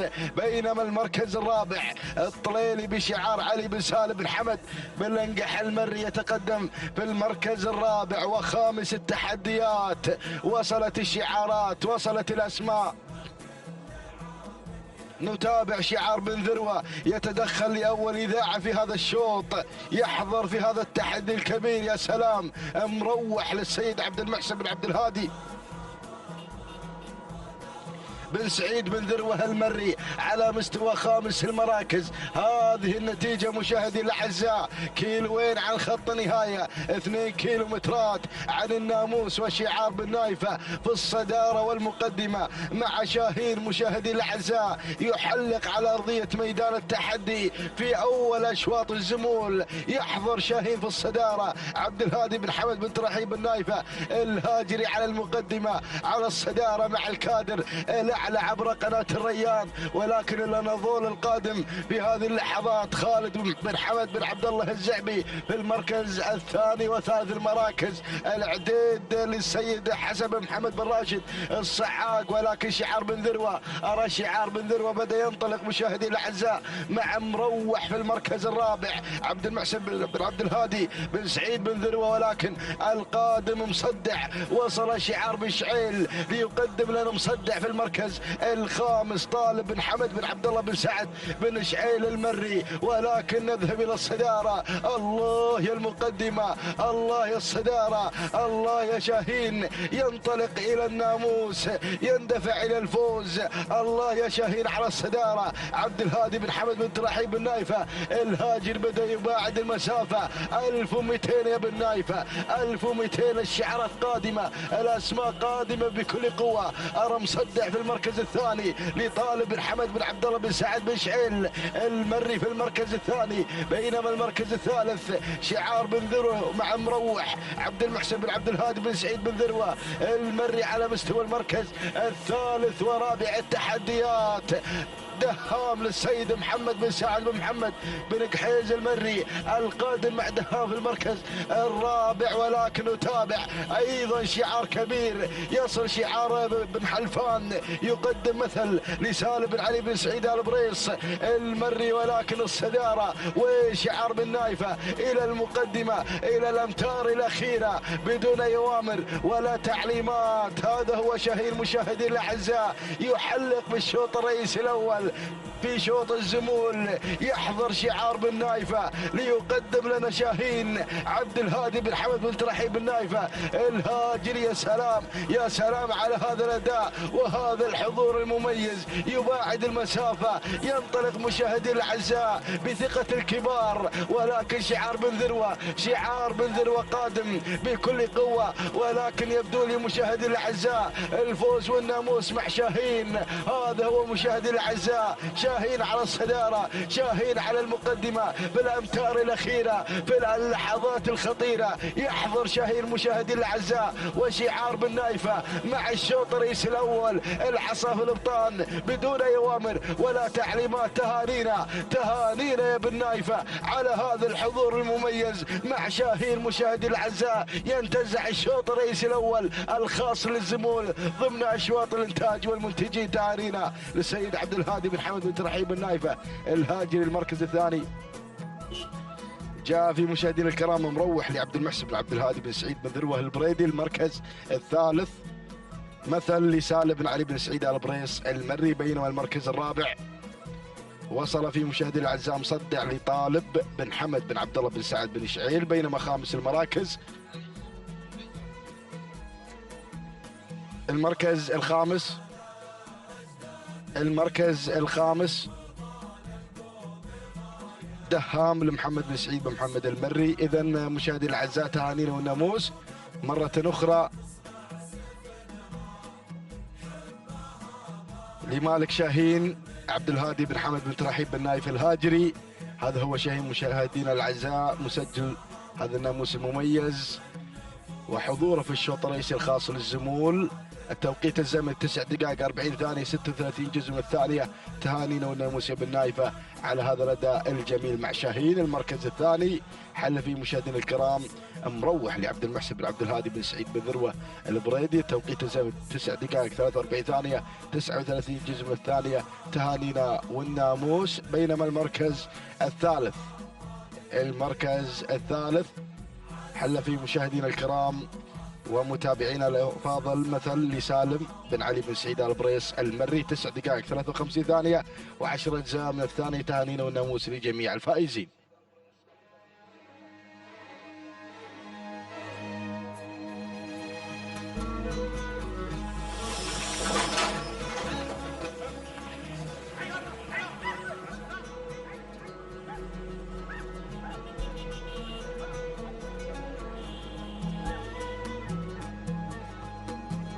مشاهدينا ومتابعينا الاعزاء في كل مكان، اسعد الله صباحكم بكل خير ومحبه. تتواصل التحديات والاثاره على ارضيه ميدان التحدي ميدان الشحانيه في هذا الصباح، وعلى بركة الله ينطلق الشوط الثالث الخاص للحين الانتاج من مسافة 6 كيلومترات. نسير مع هذه الاسماء المنطلقة ومع هذه الشعارات المندفعة والباحثة عن الناموس. نسير مع البداية ومع اول المراكز ونبدأ بعد المراكز.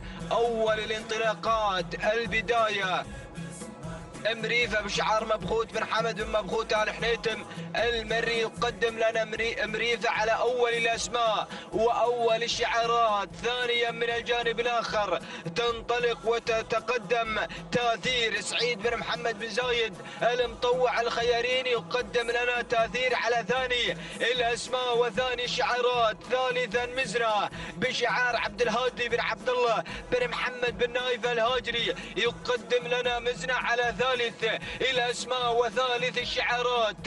رابع المراكز ورابع التحديات.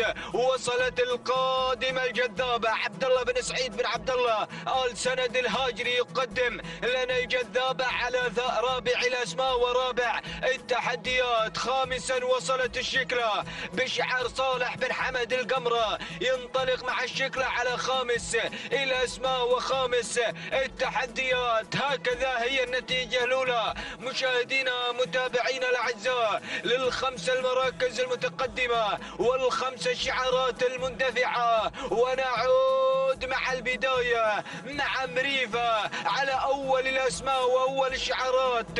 يتقدم مبخوت بن حمد بن مبخوت آل حنيتم المري، يقدم لنا مريفة على أول الأسماء وأول الشعارات.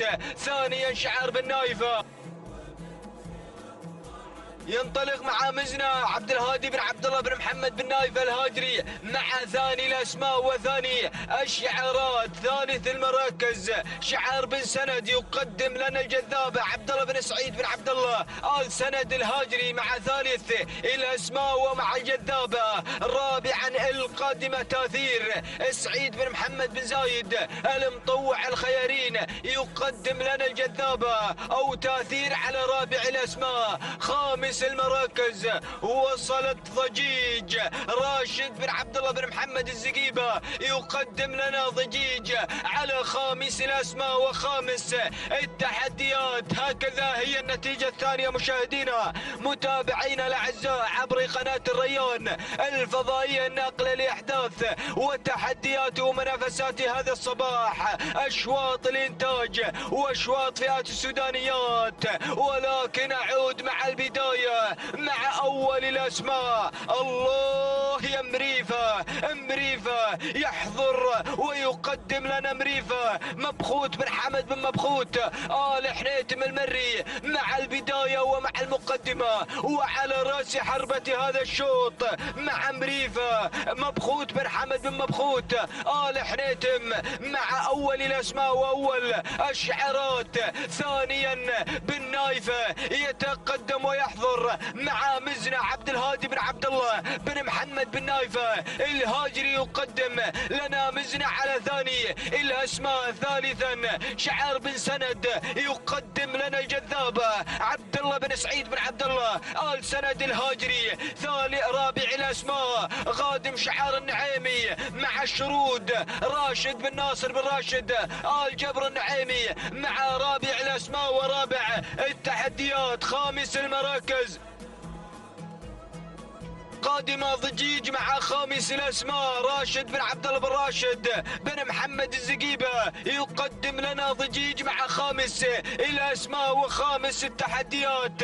نصل إلى منتصف المسافة 3 كيلومترات تنقضي ويتبقى لنا 3 كيلومترات أخيرة وخطيرة. وهناك مريفة على البداية وعلى أول الأسماء تتقدم مريفة بشعار مبخوت بن حمد بن مبخوت آل حنيتم المري، يقدم لنا مريفة ولكن بالنايفة مع ثاني الأسماء. مزنة قادمة بشعار عبد الهادي بن عبد الله بن محمد بن نايفة، يتقدم مع ثاني الأسماء ومع مزنة. ثالث المراكز شعار بن سند مع الجذابة عبد الله بن سعيد بن عبد الله السند الهاجري مع ثالث الأسماء. رابع المراكز الشرود راشد بن ناصر بن راشد آل جبر النعيمي مع رابع التحديات. خامس الأسماء وخامس الانطلاقات وصلت القادمة والمنطلقة وزن ثلاب بن راشد بن ثلاب بن جليميد الهاجري مع خامس المراكز. ووصلت الأسماء ووصلت الشعارات، أرى أسماء وشعارات خلف دائرة النداء والإذاعة. نترقبها في الأمتار القادمة والأمتار الحساسة، ولكن البداية مريفة مع المقدمة. ومن الجانب الآخر أيضا مزنة بن نايفة، ولكن مريفة على البداية بشعار مبخوت بن حمد بن مبخوت آل حنيتم المري. ثاني الأسماء وثاني الشعارات مزنة ولايحة 2 كيلومترات مشاهدينا متابعينا الاعزاء. ثانيا مزنا بشعار عبد الهادي بن عبد الله بن محمد بن نايف الهاجري. وثالث الاسماء خادم بن سند يقدم لنا الجذابه عبد الله بن سعيد بن عبد الله السند الهاجري مع ثالث الاسماء وثالث التحديات. رابع المراكز القادم الشرود راشد بن ناصر بن راشد الجبر النعيمي. وخامس الاسماء القادمه والمنطلقه من خامس التحديات وصلت الفاتنه سالم بن علي بن تخيل المري. وايضا ارى الاسم القادم الظبي وايضا الفايزه. ووصلت الاسماء والشعارات ولكن بن نايفه يغير ويستلم زمام الامور مع مزنا تنطلق بشعار عبد الهادي بن عبد الله بن محمد بن نايفه الهاجري مع اول الاسماء واول الشعارات. ثانيا قادمه ومنطلقه ايضا مريفه من الجانب الاخر بشعار مبخوت بن حمد بن مبخوت ال حريتم المري. وثالث المراكز واصل الشرود راشد بن ناصر بن راشد الجبر النعيمي. ورابع الاسماء وصلت القادمه الفاتنه سالم بن علي بن تخيل المري يتقدم مع الفاتنه على رابع الاسماء. وخامس المراكز القادمه غاده بشعار راشد بن بخيت بن علي بن مقارح. وايضا ارى شعار بطشان بن صالح اليامي. وايضا ارى شعار بن جليميد يتقدم مع خامس الاسماء. ولكن اعود مع اجواء الكيلو متر الاخير الشرود راشد بن ناصر بن راشد الجبر النعيمي يقدم لنا الشرود على اول الاسماء واول التحديات. ثانيا الفاتنه سالم بن علي بن تخيل المري. وايضا قادمه ومنطلقه وزن ثلاب بن راشد بن ثلاب بن جليميد الهاجري. ضجيج راشد بن محمد بن عبد الله الزقيبه. الظبي محمد بن بطشان بن صالح اليامي. ولكن البدايه الفاتنه والشرود الله الله الله بن تخيل والنعيمي مع الفوز والانتصار. الناموس لمن الانتصار لمن. ولكن الفاتنه سالم بن علي بن تخيل المري يتقدم مع الفاتنه النعيمي مع الشرود راشد بن ناصر بن راشد الجبر النعيمي. الفاتنه غيرت وانطلقت الى البدايه. الفاتنه مع الفوز مع الانتصار. سالم بن علي بن تخيل المري يقدم لنا الفاتنه. تهانينا والناموس لمالك الفاتنه على هذا الفوز وعلى هذا الانتصار. تهانينا والناموس لسالم بن علي بن تخيل المري. تهانينا والناموس واسعد الله صباحك على هذا الفوز وعلى هذا الانتصار يا مالك الفاتنه سالم بن علي بن تخيل المري. تهانينا والناموس. ثاني الاسماء وصلت شرود راشد بن ناصر بن راشد الجبر النعيمي. وثالث المراكز ضجيج راشد بن عبد الله بن راشد بن محمد الزقيبه. ورابع المراكز وزن ثلاب بن راشد بن ثلاب بن جليميد الهاجري. وخامس المراكز الشاهنيه مبارك بن سالم بن خجيم العذبه. مشاهدينا متابعينا الاعزاء هكذا هي النتيجه للخمس المراكز المتقدمه. تهانينا والناموس لمالك الفاتنه سالم بن علي بن تخيل المري. والتوقيت زمني 9 دقائق 34 ثانيه و31 جزء من الثانيه. تهانينا والناموس لمالك الفاتنه سالم بن علي بن تخيل المري. ثاني الاسماء وصلت شرود راشد بن ناصر بن راشد الجبر النعيمي 9 دقائق 34 ثانيه و85 جزء من الثانيه. تهانينا والناموس. ثالث الاسماء ضجيج بشعار الزقيبه. والتوقيت الزمني 9 دقائق 38 ثانيه و64 جزء من الثانيه. تهانينا والناموس الراشد بن عبد الله بن راشد بن محمد الزقيبه. فتهانينا والناموس للجميع.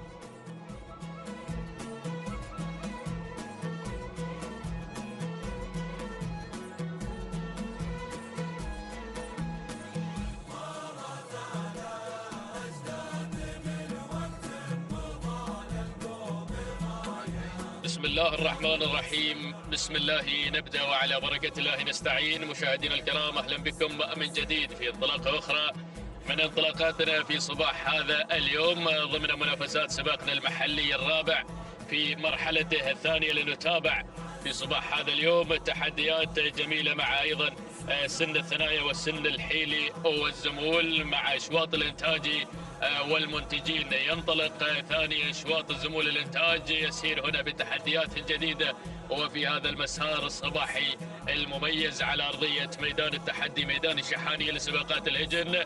6 كيلومترات هي الحاضره مع هذا الشوط لنتابع مع حضراتكم منافسات مع هذه الشعارات.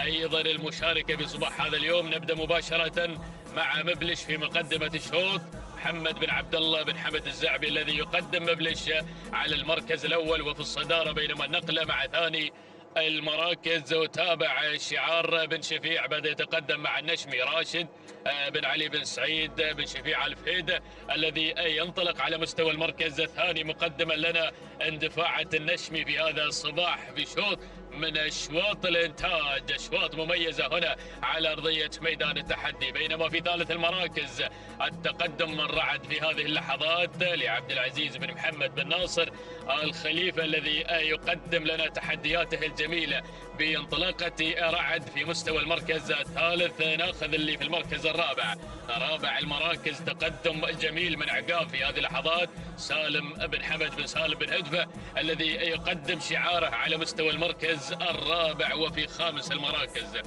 المركز الخامس يتابع تقدم في هذه اللحظات من قبل العرين الذي يسير بشعار عبد العزيز بن حزام بن زيد بن نديله المري الذي يشارك بتحدياته مع العرين على مستوى المركز الخامس. هذه الخمسة المراكز المتقدمة في أول ندى مع أول أمتار 6 كيلومترات في انطلاقة جميلة من انطلاقات أيضا الزمول وشوط مع الإنتاج والمنتجين. ما شاء الله على هذه الأسماء القادمة مع الكادر السفلي أيضا نتابعها من خلال هذه اللقطات الجميلة، ومتابعة أيضا مخرجنا بن خزين الذي أيضا يرصد تحركات جميلة مع الزمول الحاضرة في هذا الصباح والمشاركة هنا على أرضية ميدان التحدي ميدان الشحانية لسباقات الهجن. نتابع أجمل وأكبر المنافسات مع هذه الشعارات اللامعة مع أيضا كبار الملاك الذين يتواجدون هنا في هذا المسار الرياضي الجميل مع منافسات سباقات الهجن العربية الأصيلة. نعود مباشرة إلى مقدمة الشوط مع مبلش مع الزعبي في المقدمة، محمد بن عبد الله بن حمد الزعبي الذي يسير بتحدياته الجميلة مقدما لنا مبلش في مقدمة الشوط في هذا الأداء الجميل في هذا الصباح. نتابع مشاهدينا الأعزاء يحضر في هذا الأداء المتميز. بينما على ثاني المراكز النشمي لراشد بن علي بن سعيد بن شفيع الفهيدة ينطلق بشعاره ويطمع بنقطة في هذا الصباح الجميل. بينما شعار الخليفة ينطلق مع رعد في هذا الصباح عبد العزيز بن محمد بن ناصر بن محمد الخليفة يقدم نجوميته الرائعة مع هذا الشعار. بينما على المركز الرابع في رابع المراكز تواجد من عقاب لسالم بن حمد بن سالم بن هدفة. يلا يا ابو حمد. ايضا جماهير هذا الشعار يتابعونك هنا على ارضيه الميدان وعبر قناه الريان. المركز الخامس، خامس المراكز يتابع القادم هناك العرين في مستوى المركز الخامس عبد العزيز بن حزام بن زيد بن نديله المري الذي يسير بتحدياته الجميله على مستوى المركز الخامس. موقعنا في نصف المسافه 3 كيلومترات أولى انتهت مشاهدينا الأعزاء من عمر هذا الشوط.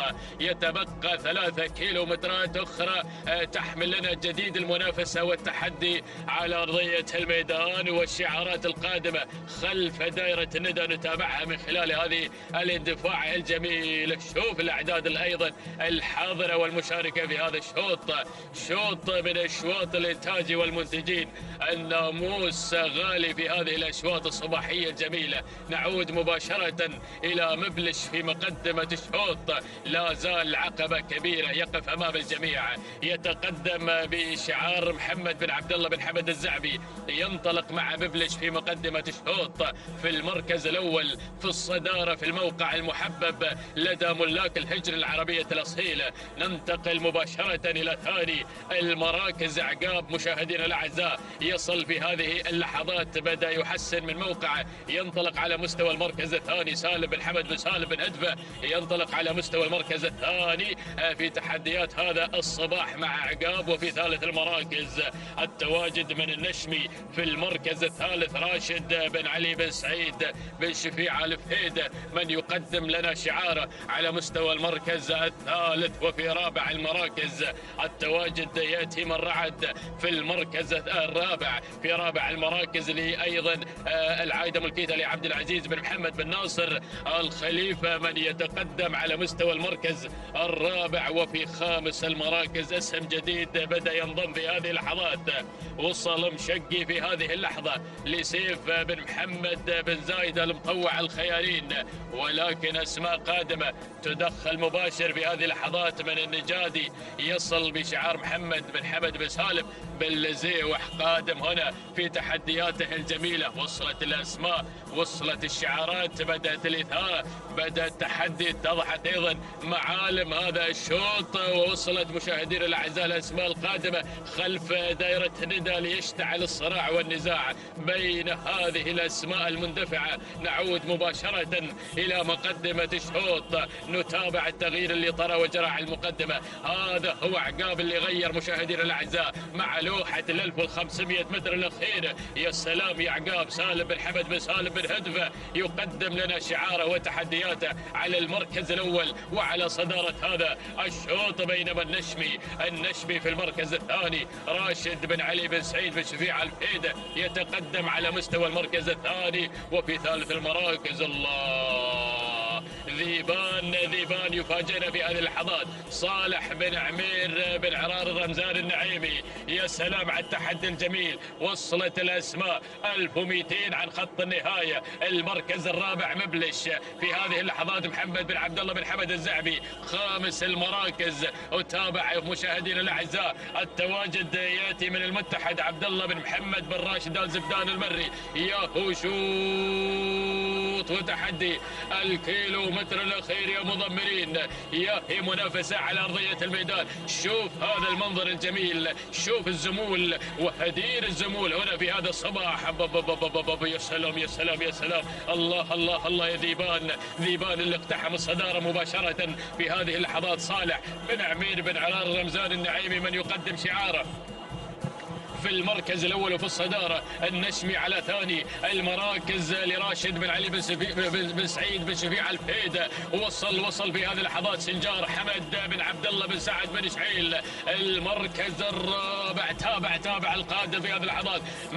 مبلش يعود من جديد محمد بن عبد الله بن حمد الزعبي. وفي المركز الخامس يتقدم في هذه اللحظات شعار العطية مع سمحون خالد بن محمد بن خالد بن عبد الله العطية. ولكن نعود مباشرة إلى مقدمة الشوط. المعركة طاحنة بين الأسماء، لكن مبلش يستعيد حقوقه المنهوبة. يا سلام يا الزعبي. يقدم مبلش في هذه اللحظة محمد بن عبد الله بن حمد الزعبي من ينطلق على المركز الأول، ولكن من الجانب الآخر تابع التحرك الجميل، الاندفاع المميز أيضا من سنجار ومبلش وسنجار وسمحون على هذا التحدي الجميل في مقدمة الشوط. ولكن مبلش سنجور يغير مع اللحظات الأخيرة. سلام يا بن شعيل، سلام. هنيا لك الإنتاج الطيب والناموس المميز حمد بن عبد الله بن سعد بن شعيل الذي يخطف الأضواء في هذا الشوط ويحقق الناموس والانتصار مع سنجار مع هذا الشوط. بينما المركز الثاني من وصل في ثاني المراكز مشاهدينا الأعزاء مبلش لمحمد بن عبد الله بن حمد الزعبي. المركز الثالث كان الوصول من سمحون لخالد بن محمد بن خالد بن عبد الله العطية. المركز الرابع رابع المراكز مغامر لسالم بن محمد بن علي بن متعب الصعاق. المركز الخامس ذيبان لصالح بن عمير بن عرار الرمزان النعيمي. هذه نتيجتنا مشاهدينا الأعزاء. تابعنا شوط يحمل الإثارة والتحدي على أرضية الميدان، ولكن السنجار بطلا لهذا الشوط مع اللحظات الأخيرة بشعار بن شعيل. لحظة الإعادة لنتابع التوقيت الزمني مع سنجار في هذا الشوط. قطع 6 كيلومترات في 9 دقائق 51 ثانية، 50 جزء من الثانية. تهانينا لحمد بن عبد الله بن سعد بن شعيل على فوز سنجار بالمركز الأول. مبلش من وصل ثاني بتوقيت مقداره 9 دقائق 51 ثانية، 66 جزء من الثانية. تهانينا لمحمد بن عبد الله بن حمد الزعبي على فوز مبلش بالمركز الثاني. ثالث المراكز سمحون توقيته 9 دقائق 52 ثانية، 60 جزء من الثانية. تهانينا والناموس أيضا للعطية على فوز سمحون بالمركز الثالث. تهانينا والناموس للجميع.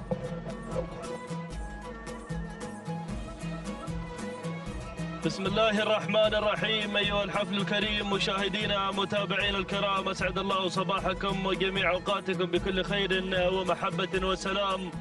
ينطلق أيضا أحد الأشواط الرئيسية الخاصة بالهجن السودانيات. ينطلق هذا الشوط الذي يحمل لنا أيضا هذه الانطلاقة المميزة والجميلة، ويحمل لنا أيضا الهجن السودانيات المنطلقة في هذا المسار المميز والجميل. شوط رئيسي للابكار السودانيات ايضا حاضرا، وايضا حاضر هذه الشعارات المميزه والكبيره في هذا الانطلاق الرائع والجميل. نسير مع هذا الشوط الذي يحمل لنا ايضا هذه الاسماء والشعارات المميزه. نسير مباشره مع البدايه ومع صدارة هذا الشوط مع المركز الأول. من تتقدم هنا الواصلة بشعار حمد بن علي بن عبد الهادي الغفراني المري، من يقدم لنا شعاره وتحدياته المميزة مع المركز الأول. بينما المركز الثاني وتابع التقدم والوصول من ظن سعيد بن سيف بن دايل الجفالي النعيمي، من يقدم لنا شعاره أيضا مع المركز الثاني. المركز الثالث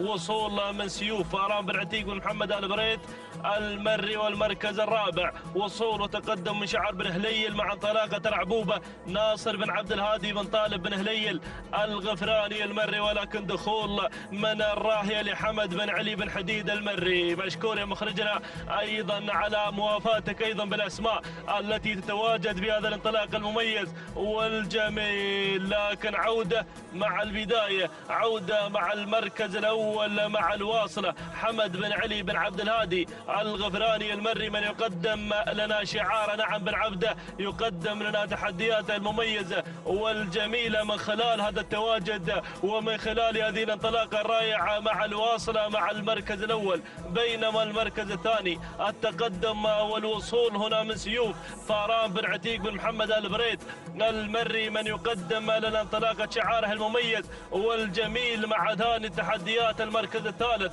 قدوم ووصول من قبل الراهية حمد بن علي بن حديد المري، من يقدم لنا شعار أيضا مع المركز الثالث. والمركز الرابع وصول وتقدم من ظن سعيد بن سيف بن دايل الجفالي النعيمي القادم بتحدياته المميزة والجميلة من خلال تواجد ظن مع المركز الرابع. والمركز الخامس قدوم من نسيم عبد الله بن صباح بن سيف الماجد النعيمي، من يقدم لنا أيضا انطلاقة نسيم بتحركاتها المميزة والجميلة مع المركز الخامس. هكذا هي الأسماء الأولى المتقدمة. مشاهدينا متابعين الأفاضل، عشاق الأصالة والتراث، محبين رياضة سباقات الهجن العربية الأصيلة. لكن نعود مع الصدارة، نعود مع المركز الأول وبداية هذا الشوط. سيوف مع البداية، سيوف من تتقدم هناك أيضا حاضرة بانطلاقتها المميزة والجميلة وبشعارها الرائع والجميل بقيادة فاران بن عتيق بن محمد آل بريت المري، من يقدم لنا سيوف مع الصدارة والمركز الأول. بينما تقدم من شعار بن عبده من يأتي مع المركز الثاني مقدما لنا الواصلة حمد بن علي بن عبد الهادي الغفراني المري. بينما المركز الثالث وصول وتقدم من شعار بن حديد مقدما لنا الراهية حمد بن علي بن حديد المري، من يقدم لنا أيضا شعاره وتحدياته الجميلة والرائعة مع المركز الثالث. المركز الرابع وصول وتقدم من شعار النعيمي قادم مع المركز الرابع مع انطلاق الظن سيف سعيد بن سيف بن دايل الجفالي النعيمي مع المركز الرابع. والمركز الخامس قدوم ووصول من نسيم عبد الله بن صباح بن سيف الماجد النعيمي ايضا القادم مع المركز الخامس، وغيرت في هذه اللحظات نحو المركز الرابع. هكذا هي الاسماء الاولى الثالثة. مشاهدينا متابعينا الكرام، المتقدمة في هذا الانطلاق المميز هو الجميل، ولكن هناك اسماء. نعم، تابعوا ايضا الكادر السفلي من قناة الريان الفضائية، اسماء ايضا لها ثقلها في هذا الانطلاق المميز، اسماء مرشحة لانتزاع هذا الشوط. هناك ما بعد الخمسة المراكز الاولى حاضرة في هذا المسار المميز والجميل، ترقبوها في الامتار الاخيرة. لكن نعود مع البداية، نعود مع المركز الاول، مع سيوف مع البداية. فاران بن عتيق بن محمد آل بريد المري مقدمة لنا شعاره المميز والجميل من خلال تواجد سيوف مع البداية مع المركز الأول مع صدارة هذا الشوط. بينما المركز الثاني تتقدم هنا الراهية حمد بن علي بن حديد المري مقدمة لنا شعاره وتواجده المميز من خلال انطلاقة أيضا الراهية. بينما أتابع المركز الثالث وصول وتقدم من الواصلة حمد بن علي بن عبد الهادي الغفراني المري، شعار بن عبده ياتي مقدمة لنا أيضا على أحد الأسماء المميزة في هذا الانطلاق الرائع والجميل. بينما المركز الرابع أتابع التواجد أيضا مع انطلاقة نسيم عبد الله بن صباح بن سيف الماجد النعيمي. والمركز الخامس تتقدم هنا ظن بشعار سيف سعيد بن سيف بن دايل الجفال النعيمي، حاضر أيضا بن دايل مقدمة لنا شعاره وتحدياته الجميلة مع انطلاق الظن مع المركز الخامس. ولكن نعود مع الصدارة، نعود مع المركز الأول وبداية هذا الشوط. سيوف لا تزال هي سيدة الموقف، حاضرة في هذا الانطلاق الرائع والجميل، من تقود هذه الجموع بانطلاقتها المميزة والجميلة. إذا سيوف فاران بن عتيق ومحمد آل بريد المري مقدمة لنا سيوف مع صدارة هذا الشوط. بينما المركز الثاني الواصلة لحمد بن علي بن عبد الهادي الغفراني المري من تواصل الضغوطات وغيرت نحو الصدارة نحو المركز الأول. يا سلام، شعار بن عبده مقدمة لنا الواصلة. بينما أتابع أيضا التقدم هناك الراهي حمد بن علي بن حديد المري مع المركز الثاني. بينما أتابع أيضا التقدم والوصول من نسيم، وأيضا نسيم اسم خطير في هذا الشوط، حاضر نسيم أيضا بشعار عبد الله بن صباح بن سيف الماجد النعيمي. وأيضا وصول من ظن، وصل الظن سعيد بن سيف بن دايل الجفالي النعيمي. ولكن ما شاء الله وصلت العنود، ومرحبا بالعنود بإنجازاتها المميزة والجميلة بشعار محمد بن بخيت بن حمد بن قريع المري. يسهل مقدمة للعنود، أحد أقوى الأسماء المشاركة في هذا الانطلاق المميز. ديروا بالكم من العنود، العنود اسم خطير في هذا الشوط. لكن عودة مع البداية الواصلة مع المركز الأول حمد بن علي بن عبد الهادي الغفراني. موقعنا وين يا أبو حمد؟ بوابة الكيلومتر الأخير، الخطير يا مضمرين يا متابعين. البداية الواصلة، الواصلة بشعار أيضا حمد بن علي بن عبد الهادي الغفراني المري بن عبده مقدمة لنا شعاره. وأيضا هنا أتابع أيضا التقدم من الراهية حمد بن علي بن حديد المري قادم مع المركز الثاني. المركز الثالث سيوف، المركز الرابع ظن سعيد بن سيف بن دايل الجفال النعيمي. ولكن وصلت العنود، مرحبا بالعنود ومرحبا أيضا بمالك العنود محمد بن بخيت بن حمد بن قريع المري. درب الله يا سلام، العنود الله. وصلت بتحدياتها المميزة، وصلت بإنجازاتها الكبيرة، وصلت بسجلها الحافل بالإنجازات والانتصارات. العنود ما تحب الزحمة. أيضا العنود صاحبة العوايد، صاحبة الإنجازات الكبيرة، صاحبة أيضا الإنجازات. سلام وتحية واحترام لهذا الشعار الكبير.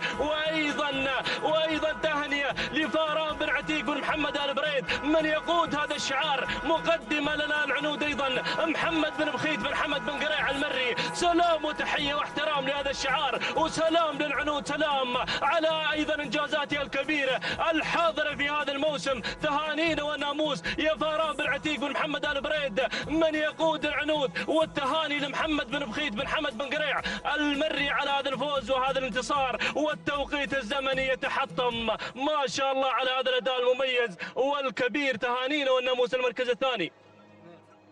وصلت الواصلة حمد بن علي بن عبد الهادي الغفراني المري المركز الثالث. وصل الظن بشعار سعيد بن سيف بن دايل الجفالي النعيمي والمركز الرابع. كان الوصول من سمرغند بشعار صالح بن حمد بن صالح بن شريدة العذبة. المركز الخامس، المركز الخامس وصلت الراهية لحمد بن علي بن حديد المري. هكذا مشاهدينا الكرام متابعين الأفاضل، ها هي العنود تحقق هذا الناموس الغالي، تحضر بسجل حافل بالإنجازات والانتصارات. تهانينا والناموس لمالك محمد بن بخيت بن حمد بن قريع المري، والتهاني لفاران بن عتيق بن محمد آل بريد من قدم لنا العنود. 9 دقائق 27 ثانية 84 جزء من الثانية، هو التوقيت الأفضل والأميز في هذا الصباح. والتهنئة أيضا من المخرج محمد بن حمد بن خزينة إلى أيضا مالك هذا الشعار ومالك العنود محمد بن بخيت بن حمد بن قريع، وإلى مضمرها فاران بن محمد بن عتيق أيضا بن قريع. تهانين والناموس على هذا الفوز، هذا الانتصار. المركز الثاني وصلت الواصلة وتوقيت الزمني 9 دقائق 28 ثانية 74 جزء من الثانية. تهانينا والناموس أيضا لمالك الواصلة حمد بن علي بن عبد الهادي الغفراني المري. بينما المركز الثالث وصل الظن وتوقيت الزمن 9 دقائق 35 ثانية 11 جزء من الثاني. تهانين والناموس لسعيد بن سيف بن دايل الجفالي النعيمي.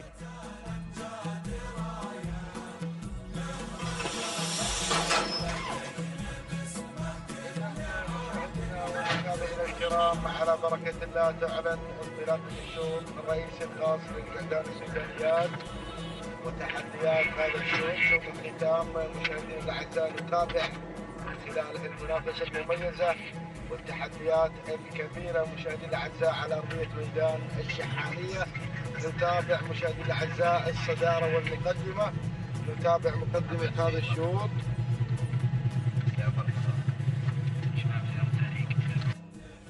نتابع مقدمة هذا الشوط مشاهدينا الكرام في هذا النقل الحي والمباشر. نتابع الصدارة والمقدمة، شعار حسيب محمد بن جابر العاض المري يتواجد على المقدمة. بينما المركز الثاني نتابع الانطلاقة في هذه اللحظات على مستوى ثاني المراكز في هذا الانطلاق الكبير، والحضور من قبل الحصان أو الحصن نعم للسيد عبد الله بن جار الله بن علي النابت المري. بينما المركز الثالث نتابع مشاهدينا الكرام الوصول في هذه اللحظات والتقدم من خلال تواجد الأطام المبارك بن محمد بن زايد الخيارين، يتواجد مشاهدينا الأعزاء على مستوى المركز الثالث والمركز الرابع. المركز الرابع القادم في هذه اللحظات مشاهدينا الكرام الوصول والتحدي من قبل هذه الاسماء المميزه. وصل النادر للسيد محمد بن علي بن جابر بن حمد الحنجاب المري. بينما المركز الخامس نتابع هنا مشاهدينا الاعزاء يصل في هذه اللحظات ويتقدم في هواس للسيد سالم بن حمد بن سالم بن جهويل المري على خامس المراكز. هذه النتيجة مشاهدينا الأعزاء للمراكز الخمس الأولى، ونذهب مباشرة إلى صدارة هذا الشوط من خلال هذا التقدم الكبير وتواجد شعار بالعاض. هنا يتواجد حسيب محمد بن جابر العاض المري يتقدم في أول المراكز.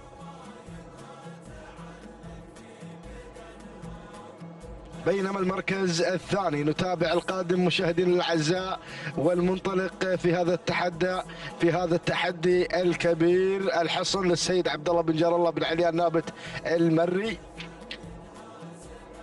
بينما المركز الثالث نتابع القادم للطام المبارك بن محمد بن زايد الخيارين يحتل المركز الثالث. بينما المركز الرابع نتأخر قليلا يا أبو حمد لنتابع الأسماء ونتابع الشعارات. يصل في هذه اللحظات قيس للسيد حمد بن علي بن محمد الشراب المري يتواجد في المركز الرابع. بينما المركز الخامس شعار سالم بن حمد بن سالم بن جهويل المري مع حواس على مستوى المركز الخامس. هذه النتيجة مشاهدينا الأعزاء، ونذهب مباشرة إلى البداية لنتابع الأمور في هذه اللحظات مع شعار بالعاض الذي يتواجد في مقدمة هذا الشوط، يندفع إلى نحو الناموس مع الادمي على مقدمة هذا الشوط للسيد حسيب محمد بن جابر العاض المري، ولكن حصل دخول في هذه اللحظات من قبل الحصن للسيد عبد الله بن جار الله بن علي النابت المري على صدارة هذا الشوط يتواجد مع الحصن. بينما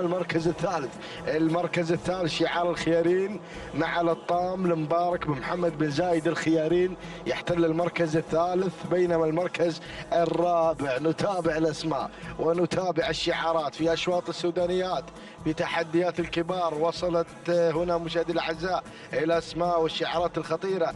يصل شعار الشراب مع قيس للسيد حمد بن علي بن محمد الشراب على مستوى المركز الرابع، بينما المركز الخامس نسناس يصل لأول إذاعة له في هذا الشوط بشعار حمد بن صباح بن سيف الماجد النعيمي. هذه النتيجة مشاهدي الأعزاء للمراكز الخمسة الأولى، وهناك أسماء وشعارات لن يحن موعد تواجدها في عالم الإذاعة. نترقب دخول جديد على المراكز الأولى. نعود مع انتصاف المسافة 3 كيلومترات انقضى من عمر هذا الشوط، ويتبقى 3 كيلومترات أخرى عن منافسة جديدة وتحدي جميل على أرضية ميدان الشحانية في هذه اللحظات. نتابع المركز الأول الحصن مشاهدي الأعزاء على مقدمة هذا الشوط السيد عبد الله بن جار الله بن علي النابت المري، بينما المركز الثاني لدمي يصل في هذه اللحظات لحسين محمد بن جابر العاض المري. ينطلق مشاهدي الأعزاء في المركز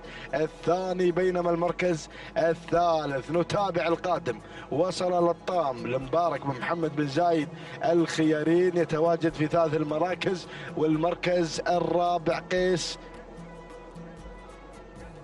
للسيد حمد بن علي بن محمد الشراب المري يتواجد مع قيس في المركز الرابع، بينما المركز الخامس وصلت الأسماء ووصل شعار حمد بن صباح بن سيف الماجد النعيمي مع نسناس على المركز الخامس. هذه النتيجة وهناك أسماء لن يحن موعد تواجدها في عالم الإذاعة. نترقب دخول جديد على المراكز الأولى. نذهب إلى المركز الأول، نذهب إلى الصدارة، إلى الأمور مع الحصن على المقدمة. هذا هو الحصن مشاهدي الأعزاء، ينطلق ويندفع إلى نحو الناموس بشعار عبد الله بن جار الله بن علي النابت المري على المركز الأول، مع أيضا هنا مشاهدي الأعزاء في الصدارة والمقدمة يتواجد الحصن في المركز الأول، ولكن القادم لدمي في هذه اللحظات لحسين محمد بن جابر العاض المري على ثاني المراكز، بينما المركز الثالث نتابع للطام لمبارك بن محمد بن زايد الخيارين على المركز الثالث، بينما المركز الرابع شعار العطية بدأ يتدخل من عمق الميدان ليقدم لنا هذا الاسم المميز بحري لعلي بن عبد العزيز بن خالد بن عبد الله العطية يصل لأول إذاعة له في هذا الشوط، بينما المركز الخامس قيس لحمد بن علي بن محمد الشراب المري على مستوى المركز الخامس. هذه النتيجة مشاهدي الأعزاء، وهناك اللي على الصدارة. يا سلام على هذا الأداء الكبير مع الحصن على الصدارة، ينفرد عن بقية المراكز، ينطلق في الصدارة، يفتتح الكيلو ونصف الكيلو عن الناموس. يا مالك الحصن دير بالك، أرى شعارات وأسماء قادمة لا محالة يتابعها ما بعد المراكز الخمس الأولى، ولكن الحصن على المقدمة.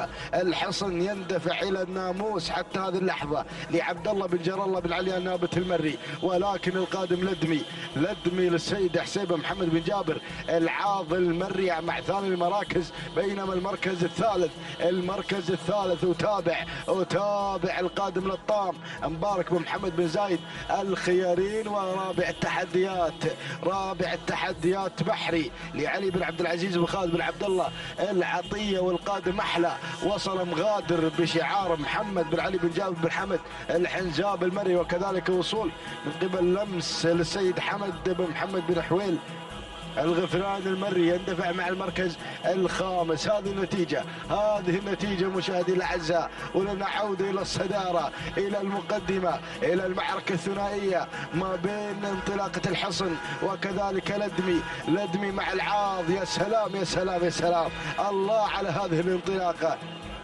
هنا لدمي مشاهدي الأعزاء، حسين محمد بن جابر العاض المري يتقدم في المركز الأول، يندفع مع الكيلو المتر الأخير، الكيلو الخطير. يا سلام، ولكن لطام قادم بكل قوة بشعار مبارك بن محمد بن زايد الخيارين مع المركز الثاني، ولكن الصدارة مع لدمي وشعار بالعاض متخصص في أشواط السودانيات.